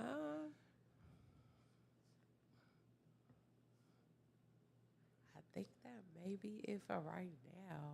Let me see. Why you single? Well, Well, here we go. So, the last person I was entertaining turned out to be somebody I didn't know. It was one of those situations where, you know, when you I didn't think that was that person's character. And this is somebody I've known for like 3 years. See, my youngest son's mom, my friends on her for a year. Like, as friends, we was great. And a relationship or trying to get into a relationship, no go. Yeah. Like that didn't even make it 6 months. But as a friendship, even like right now, we have now a 10-year-old son. We are the best of friends. We can talk. Yeah. We could. I could even, for real, I could call her over here and be like, "Hey, come over here and drink." We ain't finna fuck. We ain't nothing finna happen. Yeah. Cause I don't move backwards. Yeah, that's me. Like I don't double back. Like But- I have that's like against. But my like the religion. person who was my friend versus the person who, was trying a relationship with, Yeah. that shit was the crazy part. That friendship shit don't work. I'd rather meet you and fuck you on the first night. You know why? They've lasted for years. Yeah. For years. Yeah. That friendship shit, that shit don't fucking go nowhere. That's not Yeah, real. that and honestly, I don't You just get to meet their representative. You that's met what I the was gonna say. It representative was for a 3 years. It was a representative. I for met 3 the years. representative for a year. Yeah, it was literally like 3 years. 3 years. Yeah. You were a fucking representative, and your mask fell off The mask falls off real quick when you actually have to be who you say you are. when I put my fucking foot down. Yeah, like I had to like. I'll say when the benefits wore out, when the benefits ran out, that's when the mask fell off. So, in dating, right? Yeah. Do you think dating today is hard or no? Honestly, I do to a certain extent because it's Elaborate on that though. and I am. So nowadays we have the social media couples being glorified, right? Where everybody is in la la land. Nobody's feet is planted on the ground anymore. But they're in love with bullshit. They're in love with exactly. They're in love with the show. Exactly. That's why I said nobody's feet is planted on the ground anymore. Because they show the good shit. They don't show the bad times. And there's way Exactly. more bad time. They just I say it all the you time. know, old girl just got I say it all the deplatformed because she was an OnlyFans girl and she was so perfect and she was so beautiful and Yep. so this, and then her man actually fucking took a video of her throwing a tantrum like she was a fucking 1-year-old, 2-year-old in the middle of fucking Target, not Yeah. getting the favorite toy that she wanted, and Yeah. busting glasses and Yeah. kicking his car and doing all this shit. And they're like, this is the woman you glorify. Exactly. Y'all be saying, oh, relationship goals when they's having relationship holes. Yeah. So That part I is feel, really and not. that's why I don't want to And post. that's where, my that's shit. where because you just don't know anymore. Like people just, and I haven't given up on love. Absolutely not. Like I know. I have not by any means. I got so much love to give. Like I swear, when my person, if you watching this, whoever my person is, I have so much love to give you. Okay, hurry up and come get me, cause I'm bored. I ain't got shit to do. I won't say that I'm bored, I'm bored. but I'm at a time in my life where, I made a post like a week or two ago. It's like in November, I'm going to Hawaii. I need to hurry up and woo somebody so I can take somebody with me. Right? The crazy part is I really mean that shit. Yeah. But at the same time, it's like the motherfucker that go is gonna be vetted out in such a manner. Like, I know you not just here for the trip. Ah, Like, you ain't just finna go on. Listen. You ain't be able to play the game Listen. to go on the trip. Like, somebody's definitely like that time will come. I just take this time to just self-reflect and just work on me. I tell people all the time, because everybody says, "Oh, I self-reflect." You know, the best way to self-reflect, you gotta have somebody else. Yeah. Because you don't show yourself your dating in love version, because that's the vulnerable you. Yeah. People, I'm working on myself. Who's checking the work? Yeah. if you're not seeing anybody, if you're not around anybody, if you're Well- not dating, you have no one to check your work. And this is the thing. The reason you know you're flawed is because you had somebody. Yeah. Right? And that somebody was able to point out your inability to do what you needed to do in that relationship. Yeah. You can't fix that by yourself. Correct. Because it involves someone else. And the crazy part about it is, either you got to keep that motherfucker and fix what needs to be fixed, Yeah. or hurry up and get somebody else new so that you know not to make that mistake. And then that person going to be different anyway. So they're going to bring totally different shit out of you too. Absolutely. So reflection can only really come reflection itself can only really come with just your damn self, because you got to look Exactly. at yourself in the first place. you have to. But You if gotta do you're your not shadow being work. the realest version of yourself with someone else, because that person is really who's going to bring that out of you. Yeah. If there's nobody there, what are you reflecting on? Yeah. So that's why when it comes to self-reflection, like I could sit here all day and be like, oh, I'm working on myself. Yeah. But who am I working on myself for? Yeah. What do I know to fix? I don't know what this next person is going to bring. So I don't know what I need to actually work on, which is why I love first off, I love love. Yeah. I love Hell the yeah. act of falling in love. I love the Hell act of yeah. being in Hell love. yeah. I love making love. I love just showing love, all of that shit, Yeah. right? But then there's also the aspect of I love meeting someone that is fucking brand new to me, that I don't know shit about, that I have to actually get to know you. Yes. I have to take the time to figure out what it is that makes you fucking tick, whether it's the Yeah. amazing part of you or the fucking shit of the shit. Because that's the realest version of a relationship, is being with somebody where you can put up with a motherfucking shit. Yes. Like you gotta, if you can't go make it through the storms. Oh gosh. People are wanting to be in relationships and in love, but they want to be in these quasi relationships that is so fucking superficial it don't mean shit. Yeah. I want to know that no matter what the fuck happens, your ass ain't going nowhere. Exactly. And neither am I. Yeah. And yeah, we just argue for the last hour. That all means shit. But when I get out the shower, I'm fucking the shit out your ass like we just met. like it never And we happened. finna go to bed happy. And we gonna wake up in the Yeah. morning and we not finna talk about what the fuck we just went through. Exactly. Because we're already past it. Today Yeah, we is a got new past day. it. We got past Juan it. said no matter who you get with, an individual gotta take accountability. 100%. Absolutely. If you don't take accountability, like we can't get nowhere. Juan is from Chiraq too. Are you work? Oh, that's why you said I Yeah. got it on me. Cause you got it on you. That's why. So, relationships are the most beautiful thing that you can have in life. The problem with relationships is nobody's actually relationshiping. They're not. They just want the relations. Yeah. They don't want the ship. Yeah. They want to have the fun. They want to fuck. They want to suck.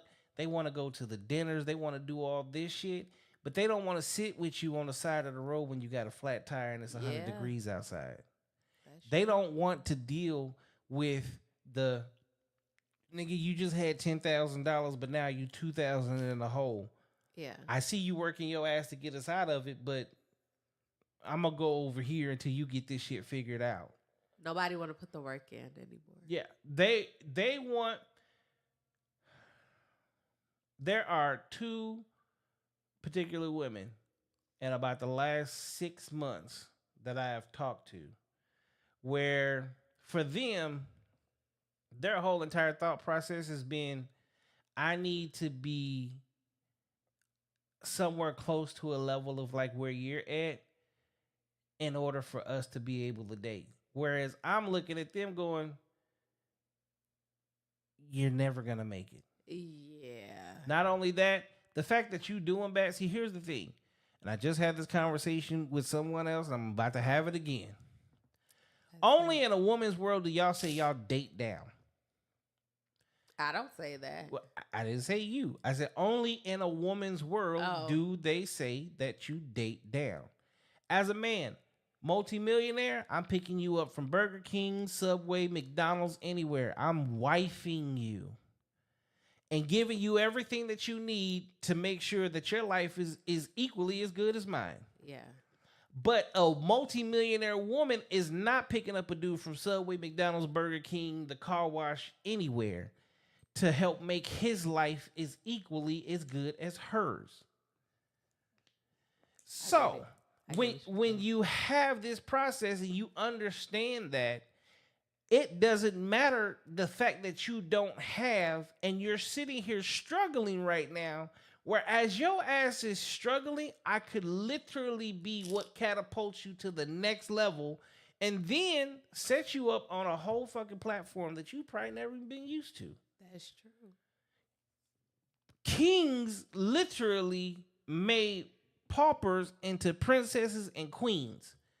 But there's no such thing as a queen making a man a king. It's not even possible. That's true. But that's what I was leading to. It's the double standard. But it's not even the fact that it's a double standard. It's at this point it's just becoming blatant stupidity. Yeah. That's true. That's true. That is true. And it'd be the same ones. I'm independent. Stop. Right. Because the only thing you're independent of is a man. Wow. Any woman that's saying I'm independent, the only thing she's independent of is a man. Because, so I'm going to ask you these questions, but I'm really asking my audience. Okay? Do you create your own food, or do you get it from a grocery store? I get it from a grocery store. Do you create your own electricity, or do you get your electricity from the power company? From the power company. Do you make your own money, or do you get money from your job? From the workplace. And your job can fire you at any point in time, and they tell you when to be there and when not to be there, right? Absolutely.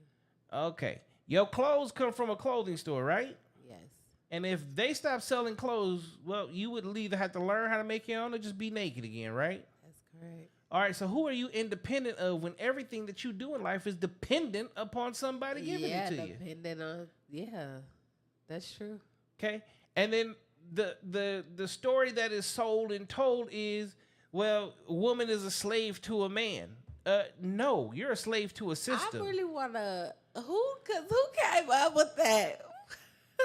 It doesn't make any sense. Because here's the thing. The thing about it is, in today's society, these exact same women that say, well, I refuse to be a slave to a man. Why would I cook and clean and do all this shit for a man if I got a man here?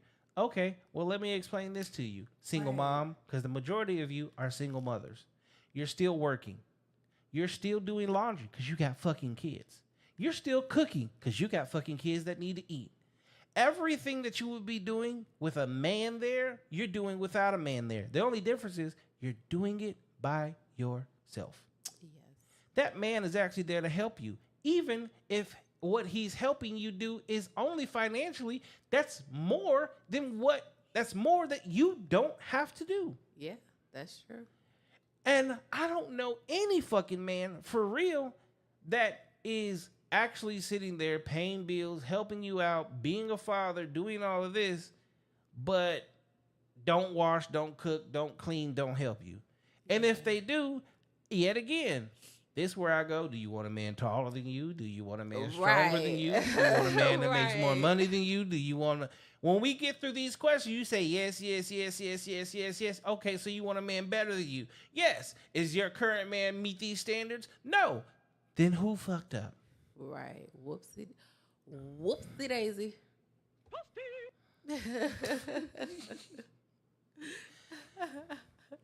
But the thing is, like on my show, I actually ask these questions and I actually put people under the spotlight. You can put me under the spotlight. And they be like, throw one at me. What we ask? What's up? that's just it. Like, I don't have to, because We already having that conversation. Yeah, we already getting it. And you understand it already. Absolutely. So you see things. Well, you come from a different generation, though. Yeah. Like you've already even said it yourself. Like we need those women to come back to teach these women to chill the fuck out. Because listen, and to my friends, I'm tired of being the person.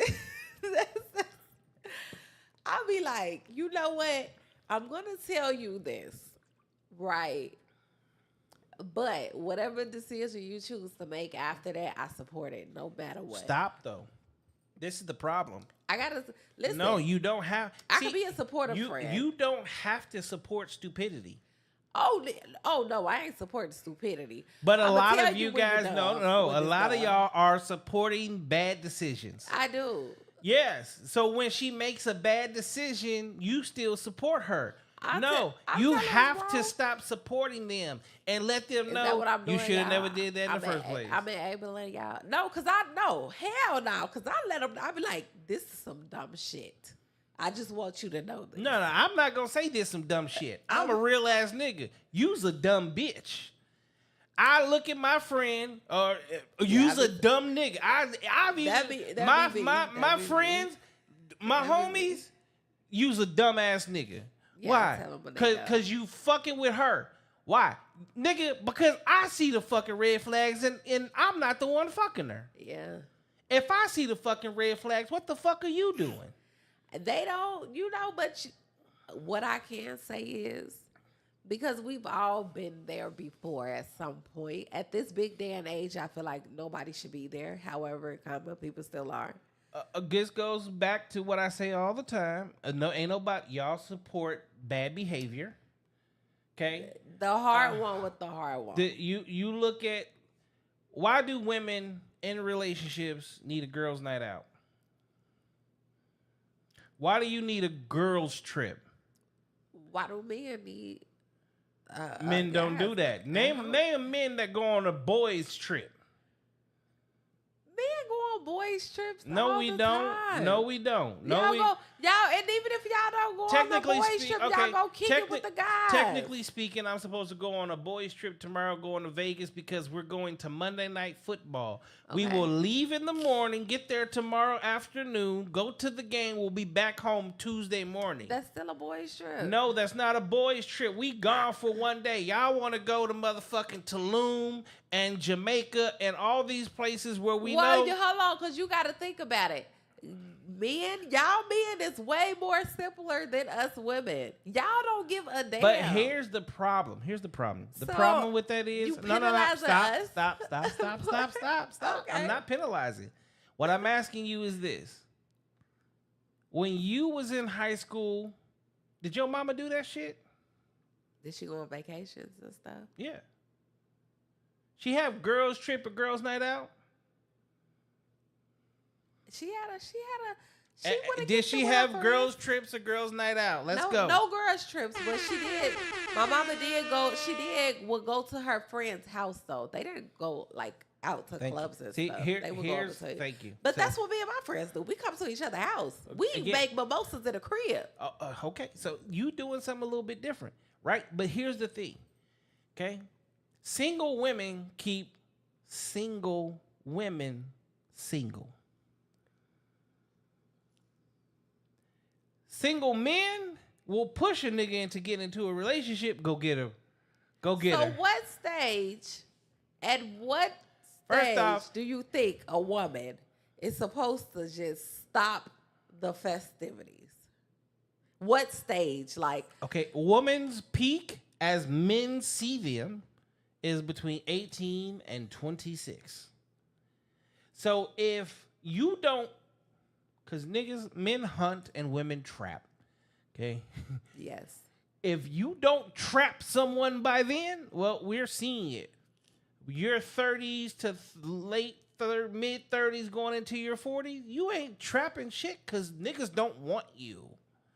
And then if you happen to be the single baby mama and you got kids at this whole big age where now all of a sudden you need a college degree and you need to be this big boss bitch, that y'all call yourselves, and you need to be Miss Independent. Like y'all got all these fucking titles, and you're a queen. You're all of these But different men are things. called kings. Why I can't be a queen? Niggas don't walk around talking about I'm a king. Y'all, hey king, or you call your fucking son, he's a king. King. Which is why y'all have all these. So you don't like to be called a king? First off, in order to be a king, you have to earn a crown. Okay. But okay, let's say that you feel like you earned the crown. Like, are you okay with your wife, your girlfriend, whoever, when she sees you, greets you as a king? Hi, king. If that's how she chooses to see me, because I have created a life for her and a status for her that makes her feel as if she is a queen, then that's when it is deserving. But Okay. motherfuckers are using that shit. That's off back you like, hell no. No. See, you wearing a sheen dress with Payless shoes, drinking on Crown Apple with your mattress on the floor. But the moment you leave your house, That's diabolical. I'm queen this, I'm queen that, queen. This nigga better treat me like I'm this. I deserve. I get it. You don't have a pot to piss in. So you feel like you shouldn't be going around pretty much. Don't go around saying what you deserve when you ain't. Don't ask me to bring something to the table when you ain't got the table for me to bring it to. I mean, I once had a chick tell me that, since I'm gonna be your girl, you should buy me a Birkin bag. And my exact response to her is, have you bought yourself a Birkin bag? A Birkin bag. Yeah. And she got to know, I know you got it. Okay, don't matter if I got it or not. Have you bought yourself a Birkin bag? No. So why would I do it? That's that social media shit that I was talking about. Correct, because at the time I held a certain status in the industry. Yeah. And they felt like because she was you gonna be my girl, or I'm fucking with you or entertaining you, you have to be the standard industry looking type chick. Yeah. Okay, so are you pro body, pro BBL, or no? I prefer a natural body. As a matter of fact, not only do I just prefer a natural body, like these oversized big juicy booties. Okay, I still don't didn't even. answer. Okay, so we're gonna hold off on that question because one throwing me under the bus. Why do women go? We just have, honestly, I'm gonna say this. Don't worry, Juan. I was coming back to it, but I wanted to get me, and so I'm a speak for me and my friends. That's our time to pretty much catch up. That's a lie. No, y'all be gossiping on the phone nonstop for no fucking reason. No. Let me tell you something. We are workaholics and we're moms. So okay, hold on. We ain't got time. See, you know why that is an unacceptable answer? Why? Because as a woman, you should never be a workaholic. See, that's why niggas like me, God created. It's not your job to be a fucking workaholic. And we know it's your not job our to be a mamaholic. It's your job to be a wifeaholic. It's your job to be a nigga super freak. It's not your job to be a workaholic. Okay, and I get that. But when you're single, then you have the responsibility of everything at that moment. And here's the problem. Once you meet your person, and okay, it balances out, right? All right, so hold on. So this is my thing. When you wanted to become a street legal pharmacist. Yeah. Okay. Did you you got a degree for that, right? Yes. So you took your ass to school, right? Yes. Okay. When you wanted to move up in whatever company you in, your ass worked harder, put in the extra hours and the time, right? Absolutely. Okay. And you're modeling, you make sure your ass stay in shape. You go work out, you eat right, you put in all this work, right? Yeah. How come y'all niggas don't do that to lock in a fucking nigga? Hold on, because don't say all us, because I put in work for mine. Hold on now. Again, I'm talking to you because you're here, but this is aimed to the masses. Okay? I ain't gonna hold you though. Niggas, why not always. Why do women They have no problem taking their ass to fucking work and working their ass off to get up. They have no problem proving that they independent. They have no problem proving that they can get degrees. They have no problem proving they can make it as a single mom. Okay, but you and got men- a problem but men, proving. Don't throw it all off on women because You men got do a the problem same. proving that you can keep a fucking nigga. Why the man can't keep the bitch? Now, here's the problem. It's not the fact that men can't keep a bitch. Because who leaves who? Do niggas leave women or do women leave niggas? Because the nigga pushed the bitch out the door. That's a motherfucking lie. Hell she no. pushed herself out the door because So she you fit. expect your woman. No, Hold on. Now we gotta go there. No. Now we gotta go there. Hold on, Chad. No, you know what Hold on, Chad. y'all love to be like, I felt like I deserved more. I was trapped. Did you give her everything she deserved, or did you leave some shit out? Well, do you know the definition of deserve? Get your phone out and define that shit. Yeah, you got. The definition of deserve is that of reward or punishment, which is based off of what you work for. What? So okay, if and you- that's the same for a man too. It is. It's the same for everybody. Yeah. But men don't walk around talking about, I deserve this. Nigga, I deserve that. That's why I deserve that. Yeah, I deserve that female. I deserve. No, we have Y'all don't say it, but y'all go do it in No, your we brain. don't. And the We man, work for everything we get. You 'cause just I- let niggas fuck, or do they have to work for that pussy? Oh no, you gotta work for this. Thank you. So we don't get shit we deserve. We actually get exactly what we deserve because we have to work for it. Niggas don't get to make money because they just fall off into the shit. And Like women a don't nigga can't either. just go marry a millionaire gotta work for female our and be money. good. We gotta work for our fun. We have to work. Have you ever really thought about the fact that the shit that niggas want from a female is free and everything y'all want from a nigga costs money? Not me. Stop making it about you. Well, okay, ladies, because the fuck, I'm trying to take up for y'all. So he said, no, there's hella women out there who does not want Where they at? the material. I'm gonna name Anita, my best friend Anita. She's single? No, she's in a relationship. Thank you. So you can't name her out because she's... I can name her because I'm gonna use their beautiful No, but relationship here's- as an no, example. no, but Hold no, on, no, y'all. no, Let no, me tell no, y'all. no, Let me no, show you. no. Let me show y'all. Let me You show are y'all. doing... See, this Let is me what show you're y'all. doing. You can't use the female that's in a relationship, in a healthy relationship, because that doesn't prove a point. That actually proves my point. That doesn't prove... It can't. And let me tell you why. Tell me why. Because before this healthy relationship, she was in a unhealthy relationship, right? Okay. So, but even How with many being- red flags did she ignore, though?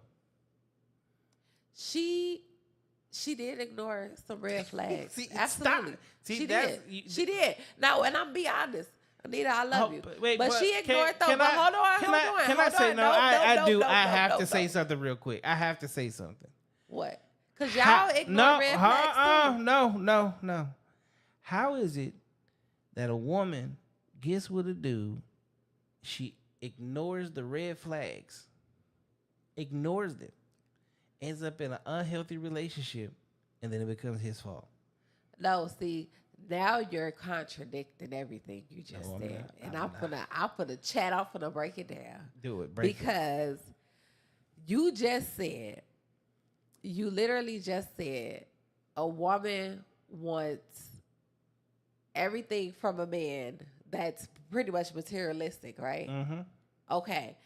So my example was you have this woman who was with this man who didn't want anything materialistic. The only thing she wanted was him for him and his heart. That's it. That's how she wanted to earn his heart, earn his trust, earn his love, right? She wasn't a material woman at all. He just had trauma that he just used for that relationship. Like, baby girl. I'm lashing out because, I'm so used to this, so now I'm lashing out at this girl. Okay, but here's the da-da-da-da-da-da-da. you know why this falls apart? Why?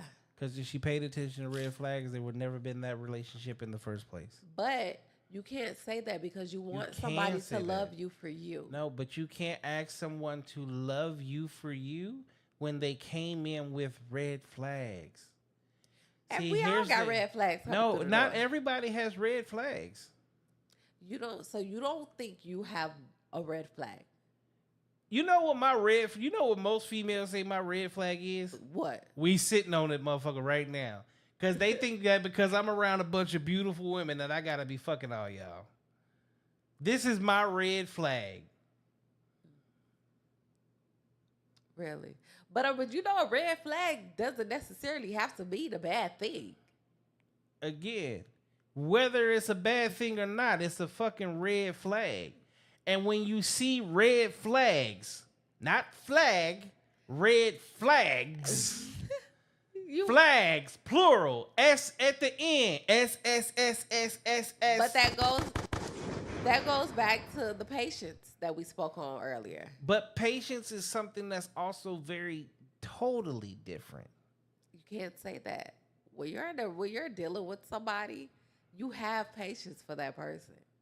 You So can't. because you have that patience, You look can't be over that red patient flag. with you can't be patient with someone that only has like that isn't.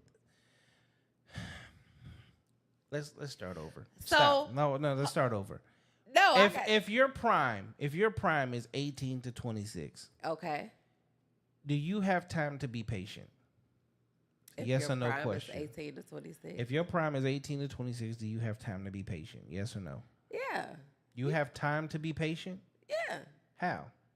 It just determines on how long that patience lasts. Like how long what is this the Okay, proper 18, time frame 18 for, to 26 for is how patience? many years?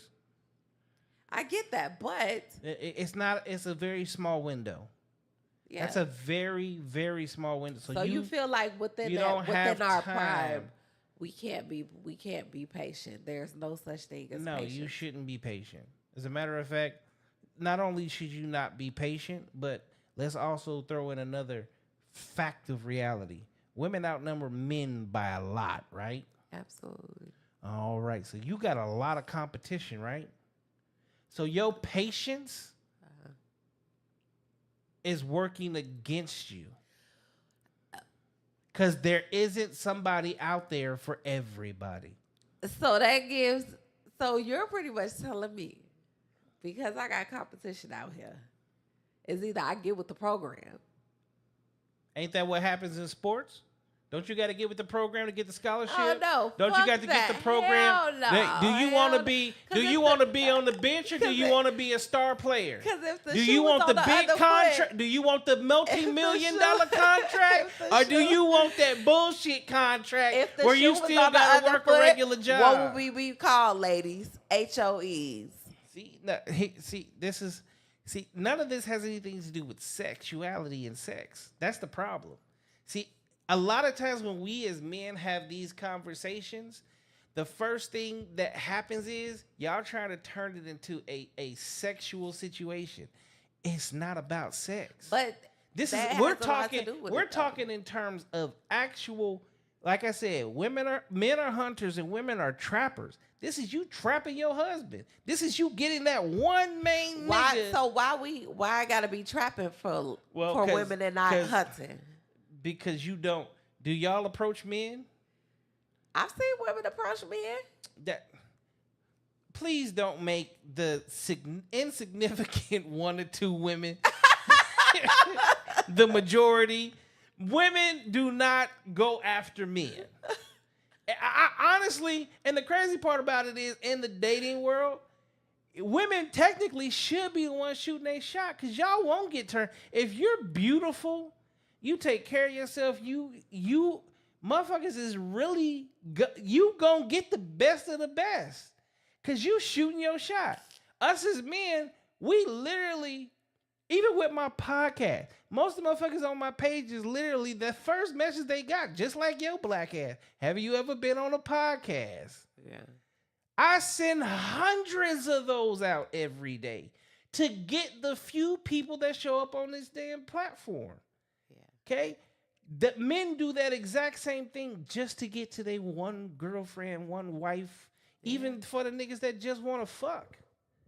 he got to send out hella DMs, hella messages, hella texts, hella shit. And the only time it actually comes easy to a nigga is if he get on one of them fucking websites where he got to pay for some pussy. And here's the thing. Because the way men are set up, he gonna go for the baddest motherfucking thing he can find. Nah, and you for know real. what's gonna happen? Nah, for real. She finna be busy. So not even that's finna come easy. That nigga gotta wait. Don't you love when I come around? Shit. So when you truly like break it, and that's the thing.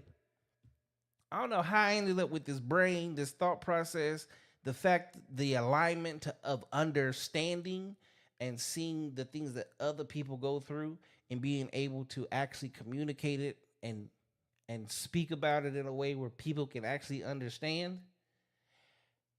If everybody had this same discernment, Yeah. everybody will be in love. Yeah. But it's the fact that people live in la la land. Yeah, that's what I said. That la la land. They feel like they deserve more than they can get, but they don't work for it. Yeah. Ballin over here said facts. She said that can't be the only one. I'm gonna say she probably say the red flags. She said, what she say? Yes, and then oh hell. Here's the thing. I'm just gonna be honest with you.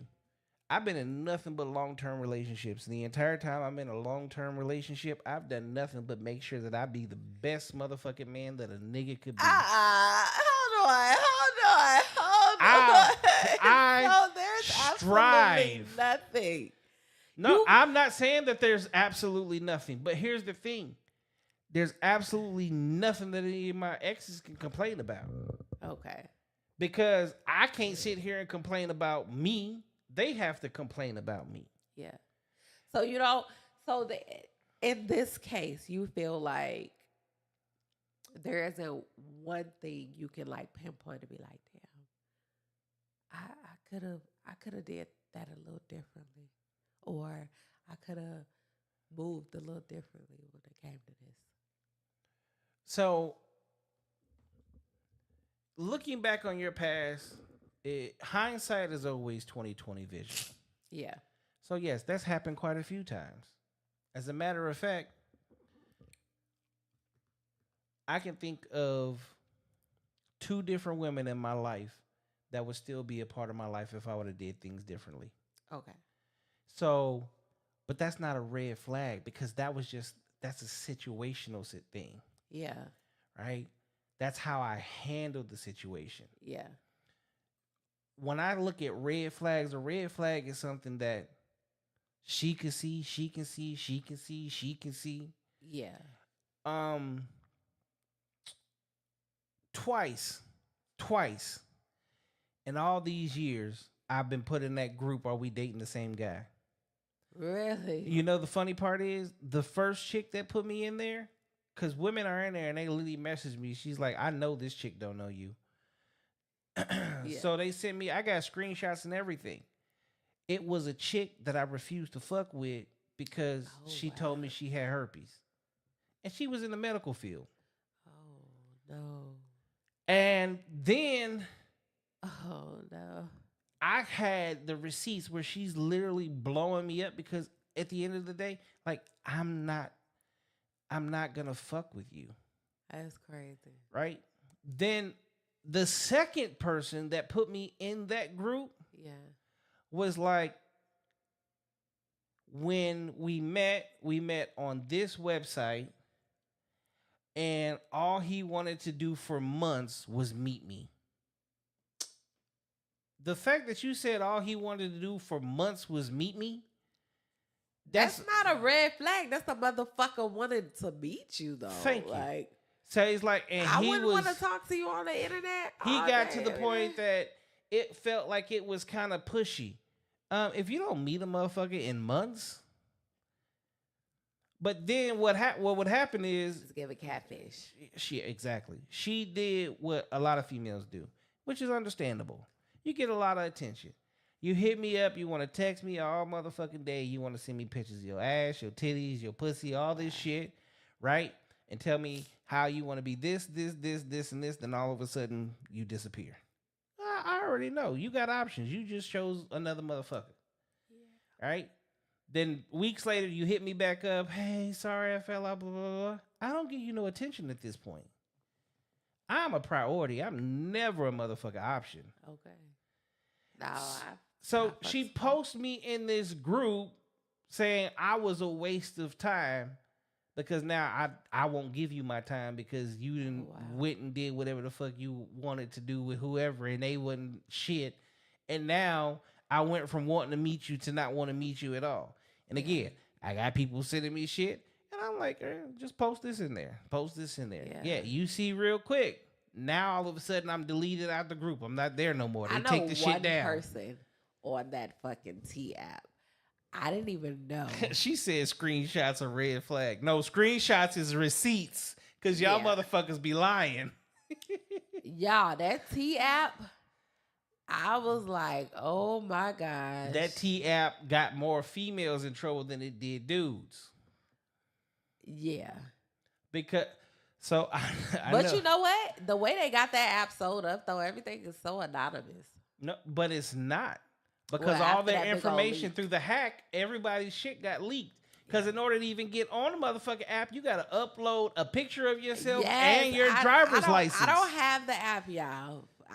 I know some people that do. I know one person on that app, though. She said that's trying all the rest and wanting the best. Let her go. I'm not on here, so I don't know. So here's the thing. On the T app, so this chick that I know literally posted a dude, don't even live in the same state. That's crazy work. And posted, hey, I'm about to go on a date on this guy. Can you guys give me this feedback? This chick came up in there and act like basically he had SA'd her. Oh, no. And he was very aggressive with it, etc. To the point that old girl had to call her out and be like, okay, this is actually my friend. He lives in this state. He's never even been here or dated here. You've never met this man. Crazy work. So you have people on that app. And the other thing is like, why in the fuck are y'all putting Steve Harvey on the fucking app? That's diabolical. Y'all are taking people, y'all taking Will Smith, y'all are taking people that y'all have crushes on and putting them in this app. Yeah. Like, for no fucking reason. I don't know nobody else that made that bitch, but the one person that did got like 20-something red flags. I said, oh, but you know what? Everybody's story aligned to that person. They weren't lying on that motherfucker. I mean, I'm not going to sit here again. This is why they call them red flags. Yeah. A red flag is something that multiple people can be like, here. I mean, at one point in time, a chick had even put in there how, what she said about me? Yeah, he complains about the fact that he has to take care of his kids and he has to do this and like he had to get them school clothes. I don't even know who this chick is, right? When I read that, second of all, my biggest thing, my kids is like the direct reflection of my black ass. Here's the crazy part: I got on a tennis chain. My son's got a tennis chain. My daughter got tennis. I've been buying jewelry and shit for my mother. Shit they don't fucking need. Yeah, that's crazy. Again, my son, when he was born, Ed Hardy was what was hot. And that's what the fuck he was wearing before he was even a fucking toddler. Ed Hardy is hot again now. 18 years later, this nigga just turned 18. On his 18th birthday, he wanted the newest iPhone. He gets that bitch tomorrow.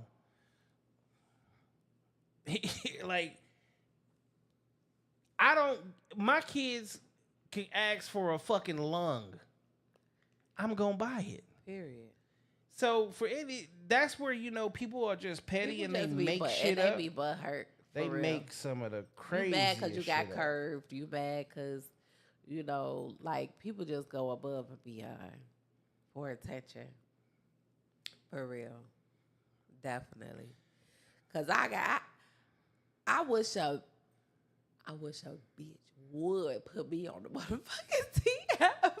Well, see, okay, I forgot because you fuck with women, so yeah, a woman would put your ass on the T app. Nah. Only can't nobody say nothing bad about me. Like I was a really great person. You know what? Somebody did. I got a whole podcast episode about me, 14 minutes long. Here's the thing. 14 fucking minutes long, y'all. Do y'all hear me? 14 minutes long. You know why I can say that there truly are no red flags about my black ass? Why? I got what? 600 episodes of this shit? 7 years I've been doing this? I've been right here in Phoenix this entire fucking time. How come ain't no females out here blasting on me? How come everybody don't know who the fuck I am? Or everybody know who the fuck to stay away from? That's true. I'm about as public can be. Over 300,000 motherfucking views on a regular basis. That's like the minimum. Yeah. Ain't nobody got shit to say in Missouri. I lived there. I went to college there. Ain't no niggas out in LA talking shit. If you, again, everything that I do in life is to make sure that other people are happy, fulfilled, feel loved, and understand that they can be a better version of who they are. If I've dated you, I've put you in a position or a place in your life where you get something that I know no other man has ever done for you. Yeah. I've said, if I'm sitting here wearing what, $200,000-$300,000 in jewelry, you my woman, you gonna be wearing the same thing too. What if she doesn't like it? If she doesn't like it, then guess what? We gonna figure out what you do like. Cause you have to be like this the one I was telling you about. When I met her, she was driving a Honda Accord. When we split, she left in a Mercedes-Benz SUV. Everybody know I only drive Mercedes and BMW. Right. There's no way in hell that I should be riding around in Mercedes and BMWs and you in a Honda. Yeah. So you feel like because you're pretty much like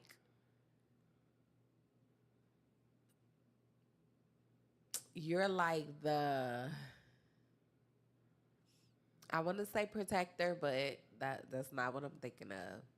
That's why you're pretty much saying, damn, how the fuck can I break it down? I'm gonna just say protector.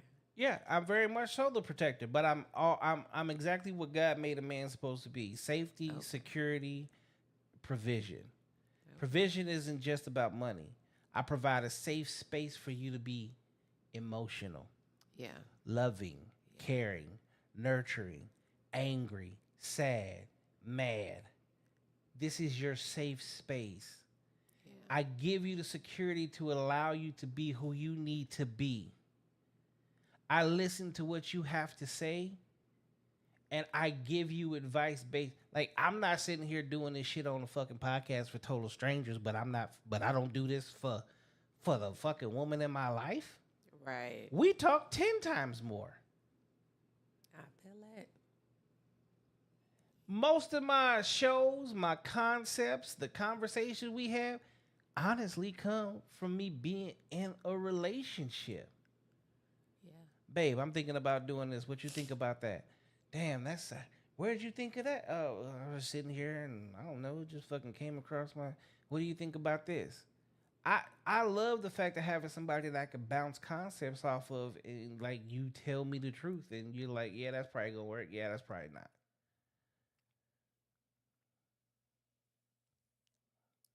Okay. Give me that feedback. Tell me if you think I'm fucking please up. Let me know. Yeah. Shit. Let me know. I used to say it all the time when we was doing our thing with the other females and shit. Why don't you go find the girl? I don't even know where to start. You're not even trying. You like the benefits of everything that comes in this motherfucker, but you don't want to work for none of it. Well, okay. So did she come through the door like that, or did you mold her to be that? Huh? Did she come through the door like that? Again, yeah. Okay. Yeah. Okay.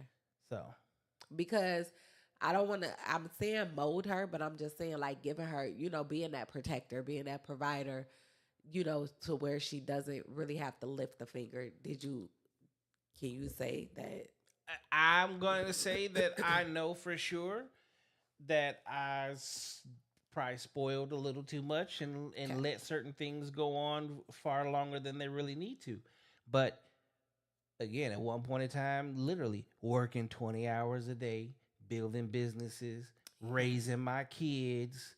Like, I had priorities for the first years that had nothing to do with her. And Okay. we weren't around each other like that. It started off as this is a weekend only type situation. We saw each other on the weekends, but Yeah. not every weekend. Okay. So, Okay. Makes sense. Makes sense. Balance said money does not protect. True. Money does not protect. And I've never used money as a way to protect anything. As a matter of Right. fact, And I didn't. I use money to provide. And then she said, allowing someone to be themselves is every person's right. Male or female, and that's a blessing. Well, true, but there are relationships. See, that's the thing. I'm glad you said what you said because you know what? I don't want to mold anybody. I want you to already be who you are. I say this all the time. A woman is a wife because of who she is, not because you put a ring on her finger. That's true. And when we see that, that's honestly how you end up with a ring on your finger. If you've never had a ring on your finger, you wasn't a wife to him. And that's going back to what you said earlier. Some of these older women need to get their shit back together and teach these girls how to be wives all again. the OGs done kicked the bucket. Not Shit. all of them. Not We all still of them. got a couple of them out here. You do. And they need to honestly sit down with their daughters and Put you and up they on friends that game too. now. Put you up on that game. That should be a real motherfucking girls trip. Shit. We going to go see grandma. Grandma got some things. Guys have guys trip too. Why y'all so against the girls trip? Like guys. I think because y'all are like traumatized from these girl trips because you just don't know what. No, guys just really don't take guys trips. And when guys do take guys trips, they're already single and they ain't looking for shit. Actually, they are looking for shit. They looking for the pussy they going to get. And they're preying on the girls' trips. Yeah, it was just baby. Not they praying on the. No, they're not praying on Yes, the they are girls' trip. because men are predators. That's true. And you are the prey. Okay, but that's what I'm saying. Like, so you saying that your bitch go on a girl's trip, she gonna fold to this nigga that's the hunter? You know what the problem is? Unfortunately, a lot of y'all motherfuckers do fold. And it's not because of the nigga. It's usually because y'all always got that one hoe friend that's like, it's okay. It's just one time, one night. We ain't telling. One band, one sound, huh? That's crazy work. You always know. And the crazy Birds part, of a feather. the crazy part about it is, it's that one chick that's the worst in the group. It's the one that is guy. the representative for the whole fucking group of females. Okay, that's the same for the men too. No, because all niggas is hoes. I'm sorry, not hoes. See, women are hoes, men are homemakers. Oh gosh. I mean, what's a toaster? You can't get toast without a toaster. You can't get a haircut without a barber. You can't get a hoe without a homemaker. Oh my gosh. You can't get a wife without a husband. This is true. This is true. I'm just being honest. As you should. And I be talking shit while I do it, that's all. It's okay. It makes it more fun. It does. Yeah, because you know, I the thing, even when I make my posts, people be thinking that I'm serious as fuck. But this smile that's on my face, I just be talking shit. I really do. I just want to get other people talking and having this Ballin who's over here on Facebook right now, just chatting away and going. This the thing. That's what I do this for. I do this to get people to start conversate to really. Yeah, let's start thinking about shit think about and it, having real conversations with their peers. And the only thing that I hate more than anything is like when a man speaks, y'all just don't fucking y'all don't care what we have to say. Even though you do everything, you say you do everything so you can get one of us. Then listen to us. How you figure that? Because when men speak, y'all don't fucking listen. We've been saying for years we don't care about BBLs and shit. Who's still getting them? But we don't care that's two a shits. self-esteem issue. We don't care two shits about them cum catchers, but y'all motherfucking put them fucking bat wings on y'all's faces and fly around like crazy. Man, okay, niggas be like, we don't care about no weave, and then now the shit down to your motherfucking ankles, like. I don't care if Mariah Carey did that or fucking, I don't know, name one of these fucking females that they're Meg Thee Stallion. You do understand, like, that's a look that she used for entertainment. She don't walk around like that. But y'all actually walking around with this shit like you think you cute. You're not. Like, we don't find that attractive. He's judging. No, it's not judging. No, you're not judging. It's men being honest. No, my dick this motherfucking long, right? But I don't need your ass to be this motherfucking big. I still want to see that motherfucker go in and out. That's self-esteem. Like I said, if she could be battling with something within and say, okay, I need a better That's why ass. as men, we say this all the time. Titties. As men, we say this all the time. Y'all are dealing with mental illness. That is the fact that you feel like you need to change who you are, what God created you to be, you are is about it. Here's the thing. They don't like skinny, what they see tall, short, fat, it don't matter what it is. You are God's creation. You is perfect. There's not a nigga in this world can recreate you. Yeah. They even tried to just clone a motherfucker. Didn't work. You can't even do it. You can't even come close to it. What she say?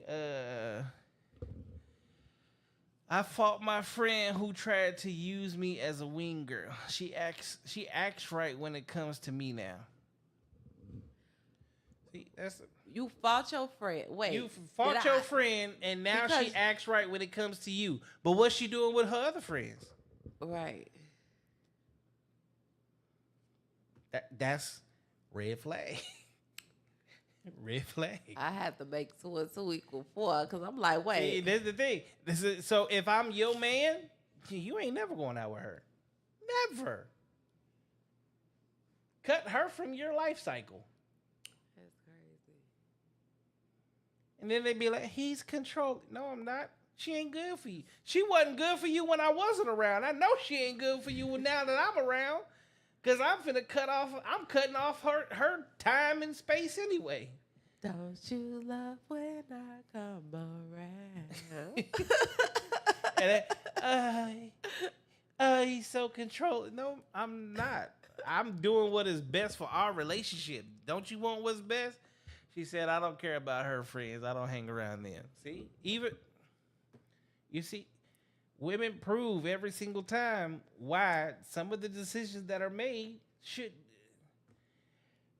If every time I go out with a nigga and this nigga want to fight, I'm never going out with this nigga ever again. Nah, for real. Like, I'm not kicking it with you. If every time we go out, you broke and I got to pay for you, not going out with you no more. But that happens in a friendship circle too. If we got a hoe in the group, okay, bitch, we just can't, we got to maneuver with you a little different. No, yeah, not at all. Just don't move it. But because she's fun. No, but see, once upon a time, not long ago,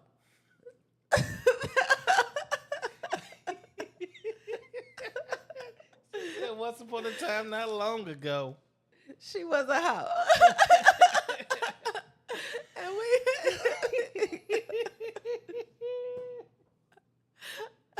And so, like, you just gotta, okay, girl, we know how to handle her. But it's true. We know what's happening. She get her own room. Nobody share a room with her. Neat. You have been a breath of fresh air tonight. I ain't even gonna lie. Thank you. Yeah, I'm glad you showed up tonight, motherfucker.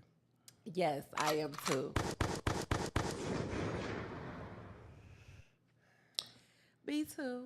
And I'm coming back, y'all, because I'm going to interview him. Yeah, she's gonna interview me. Y'all heard it here first. Nick Latour is going to give that interview. I got some questions for his ass, too. Oh, I got some questions for his ass. Because I do stuff like, I be hosting my little panels on TikTok. Well, we do shit like that. We have, like, topic discussions. I ask them questions, and I pick their brain. So I'm coming to pick your brain. Okay, so you get one more question. Let's do it. Okay.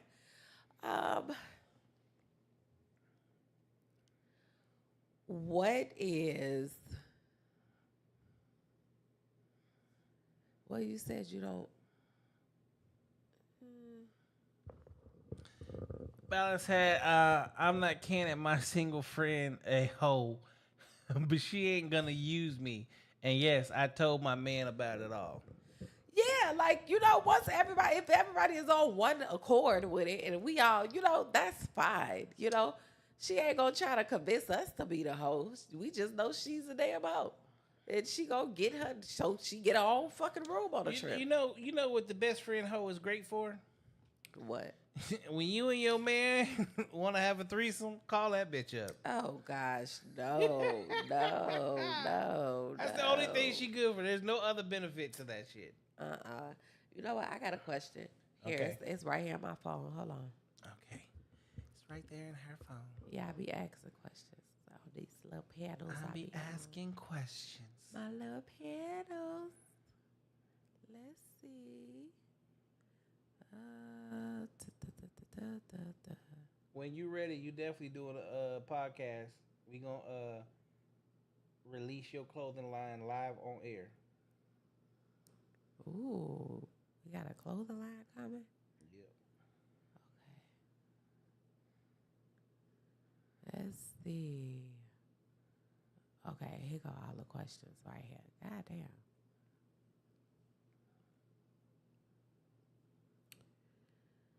See, these was really like relationship type shit. So hold on, let me pick one out that's like for you.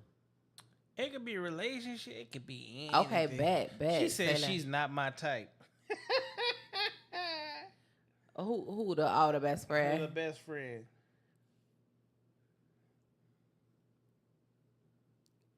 Okay. How do you balance your need for socializing with respecting someone's need for solitude?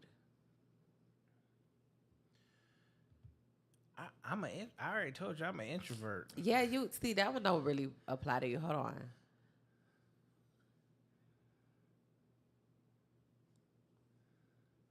Okay. So how do you usually communicate when your partner isn't as expressive?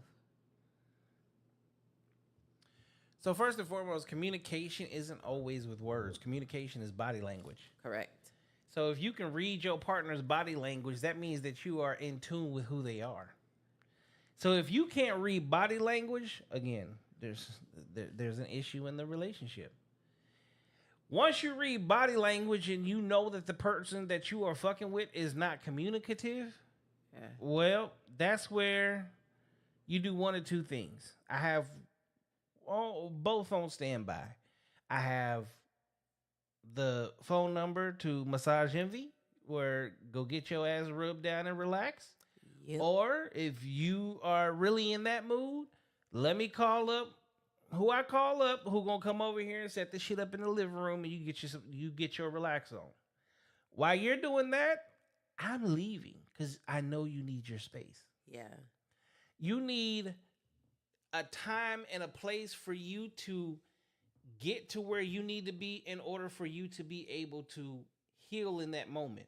And when I come back, hopefully at the moment that I come back, either you're willing to talk or you're in a different place to Yeah. where your mood has changed.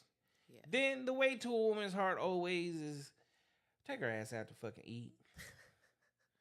So I know. Listen, I could eat. Okay. What's up, baby? Take me out to dinner. in the last 2 weeks, I think I've had this is the most I've been asked questions Really? by my guests ever. Really? And the crazy part is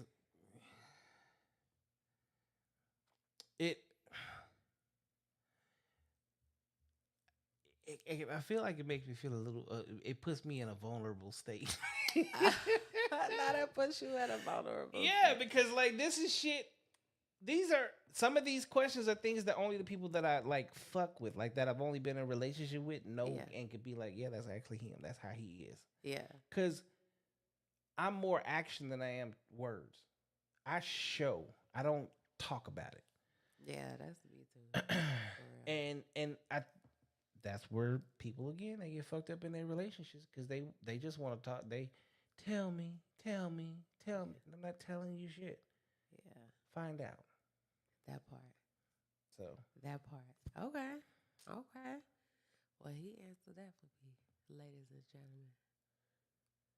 here's the thing: if you ask me again, my life is I'm open as fuck. And I'm telling you, like, I'm literally. Yeah, go ahead and get your shit ready. I'll be ready for your ass Yeah, because I got him. That's all right. I'm Yes. ready for whatever you Yes, You I'm see- excited. look behind you. What's that box say? Ooh, truth or drink. I've answered. Hey. I've answered every last one of those questions Did you? on air. Wow. I wish I was here for that. Well, no, it's not like all at once. Like I have multiple shows where I played the game with other people, Really? and we actually played Truth or Drink. Wow. And you And- chose to tell the truth. Do you drink? I drink a little bit. There's Okay. nothing but alcohol in that kitchen over there. It's more for other people because I'm not a big drinker. Yeah. But yeah, I drink. I just don't get drunk. Right. I'm my level of discipline is I'll give it to my Uncle Butch. My Uncle Butch at one point in time said, "You are the most disciplined man I've ever met in my life." And this is a man that has been in the service. This is a man that meditates even to this day. This is a man that walks 5 miles a day even to this day. I know that's right, Push-ups, pull-ups, everything. As a matter of fact, I give him his workout regimen. So when he tells me, you the most disciplined man I've ever met in my entire life, for me, Down Yeah, I the would- Mongo. I'm big dude.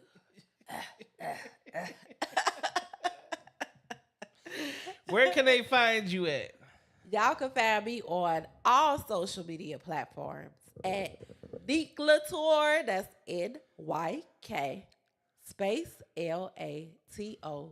All right. Ballin said, how do you figure out what she wants to eat when she says, I don't know, whatever? That's easy. First and foremost, if you're my girl, I pay attention to what the fuck you eat in the first place. Two, Yes. there's not too many women that I know that don't enjoy steak and seafood. Women or just comfort food as a whole. You gonna eat your mac and cheese. Big Doesn't old matter where you steak. go. Okay? You gonna eat a steak. Point blank, period. I don't know women that don't eat. And I've even dated a chick that's vegan. Perfectly fine. Again, it's about paying attention to the people that you are with. I pay very close attention to anyone that I choose to give my time to. Yes. Because in order for me to know who the fuck you are and how you move without you saying shit, I gotta pay attention to you. So do you keep notes? Do you got like a little? Everybody got the little ADHD fucking notes in their phone, the little notepads. Like, do you have one of those for your person? Not a single one. Never have, never You will. never had it? Wow. This thing here is a computer. And Yeah. I remember everything in very in distinctive detail. That's why even while doing this podcast, like if you go back and watch my podcast, we talked about something an hour ago, and I go, okay, well, I told you we was gonna come back to this. Yeah. And I'm on it. Yeah. I am literally like in so many ways a fucking machine. Yeah, I have my little notes. I remember shit though. Like my memory is on point, but Well, I I also write the did notes music. I down. memorized songs. Yeah, I was at one point in time a corporate trainer. I memorized trainings. yeah. As a matter of fact, when I was at T-Mobile, they would be like, all right, we got 10 minutes. They'd be like, give it to Bailey. Because I would literally go through, read it. I would go over it in my head, read it again, and then literally do a whole fucking class on it. Wow. And they'd be like, I don't know how the fuck he does this. And I didn't go to school for none of that shit. That's crazy. She said, I want my steak and shrimp, period. See? Easy. Hey, I agree. I agree. Give me that. Give me that. Yeah. That's again, when people be saying I'm crazy because I say that love and relationships is easy. Love and relationships is easy. Yeah. It's super easy. And I make it easier. Now, for real though, like when you come across a person that it's just the love just flows so gentle and easy. Like, how can you fuck that up? Like, what is wrong with you? Like, for real. But honestly, I want you to think about this right now, Neek. Okay. I was going to answer my own question too.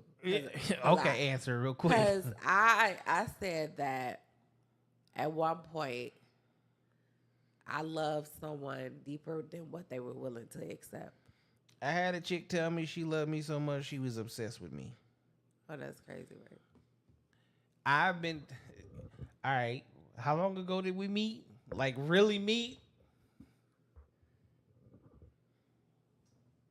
2 hours and 50 minutes ago. Yeah. All right, how comfortable are you here sitting here talking to me? I'm very comfortable. Okay, so imagine this is what it's like first time meeting me, right? But then I'm actually like, we locked in on some other shit. That's what that's why motherfuckers. That's why I'm very picky and I can't give my attention to everybody because I know what happened. People get very comfortable with me very quickly. I don't have the fucking time, energy, And I or knock patience down to give walls out and I knock the down most. borders and I break hella rules. Yeah. Because one thing about it is when it comes to me, I'm gonna make sure you remember me. Nah, dead ass. I'm gonna make sure because all the shit I've never done that before. You definitely I'm making sure you ain't never done that before. I can't believe I allowed myself. I can. That's the Bailey effect. Not the Bailey effect. That's the crazy. Bailey effect. That goes crazy. That's the best part about it.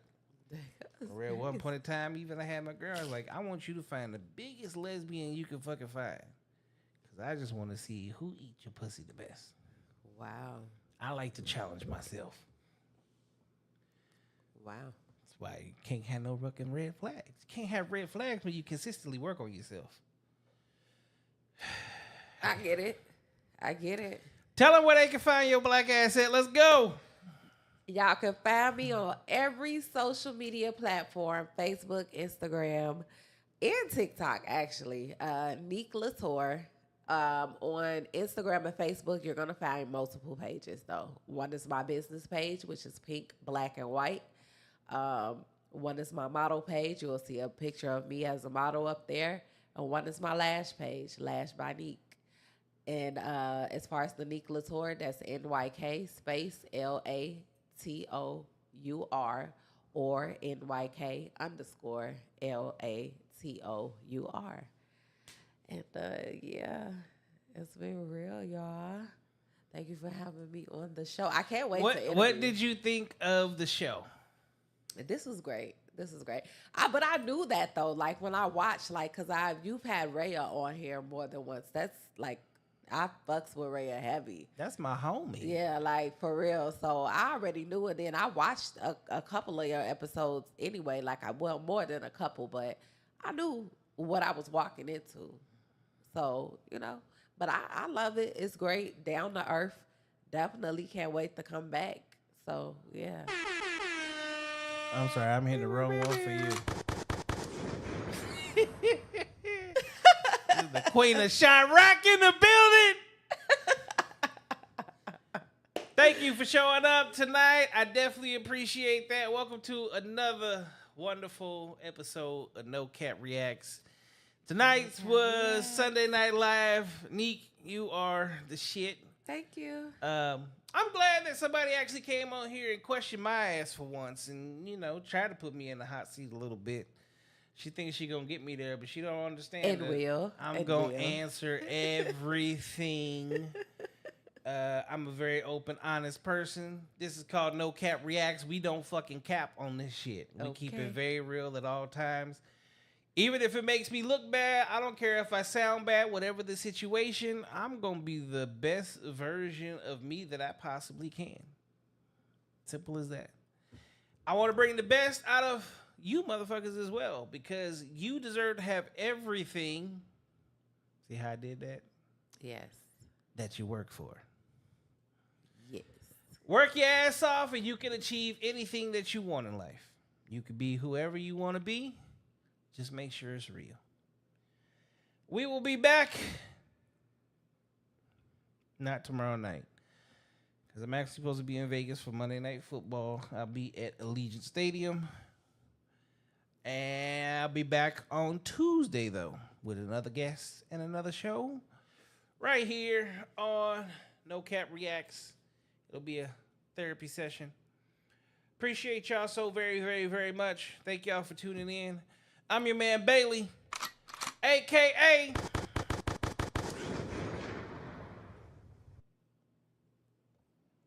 Mr. Go Get 'em. And I'm out.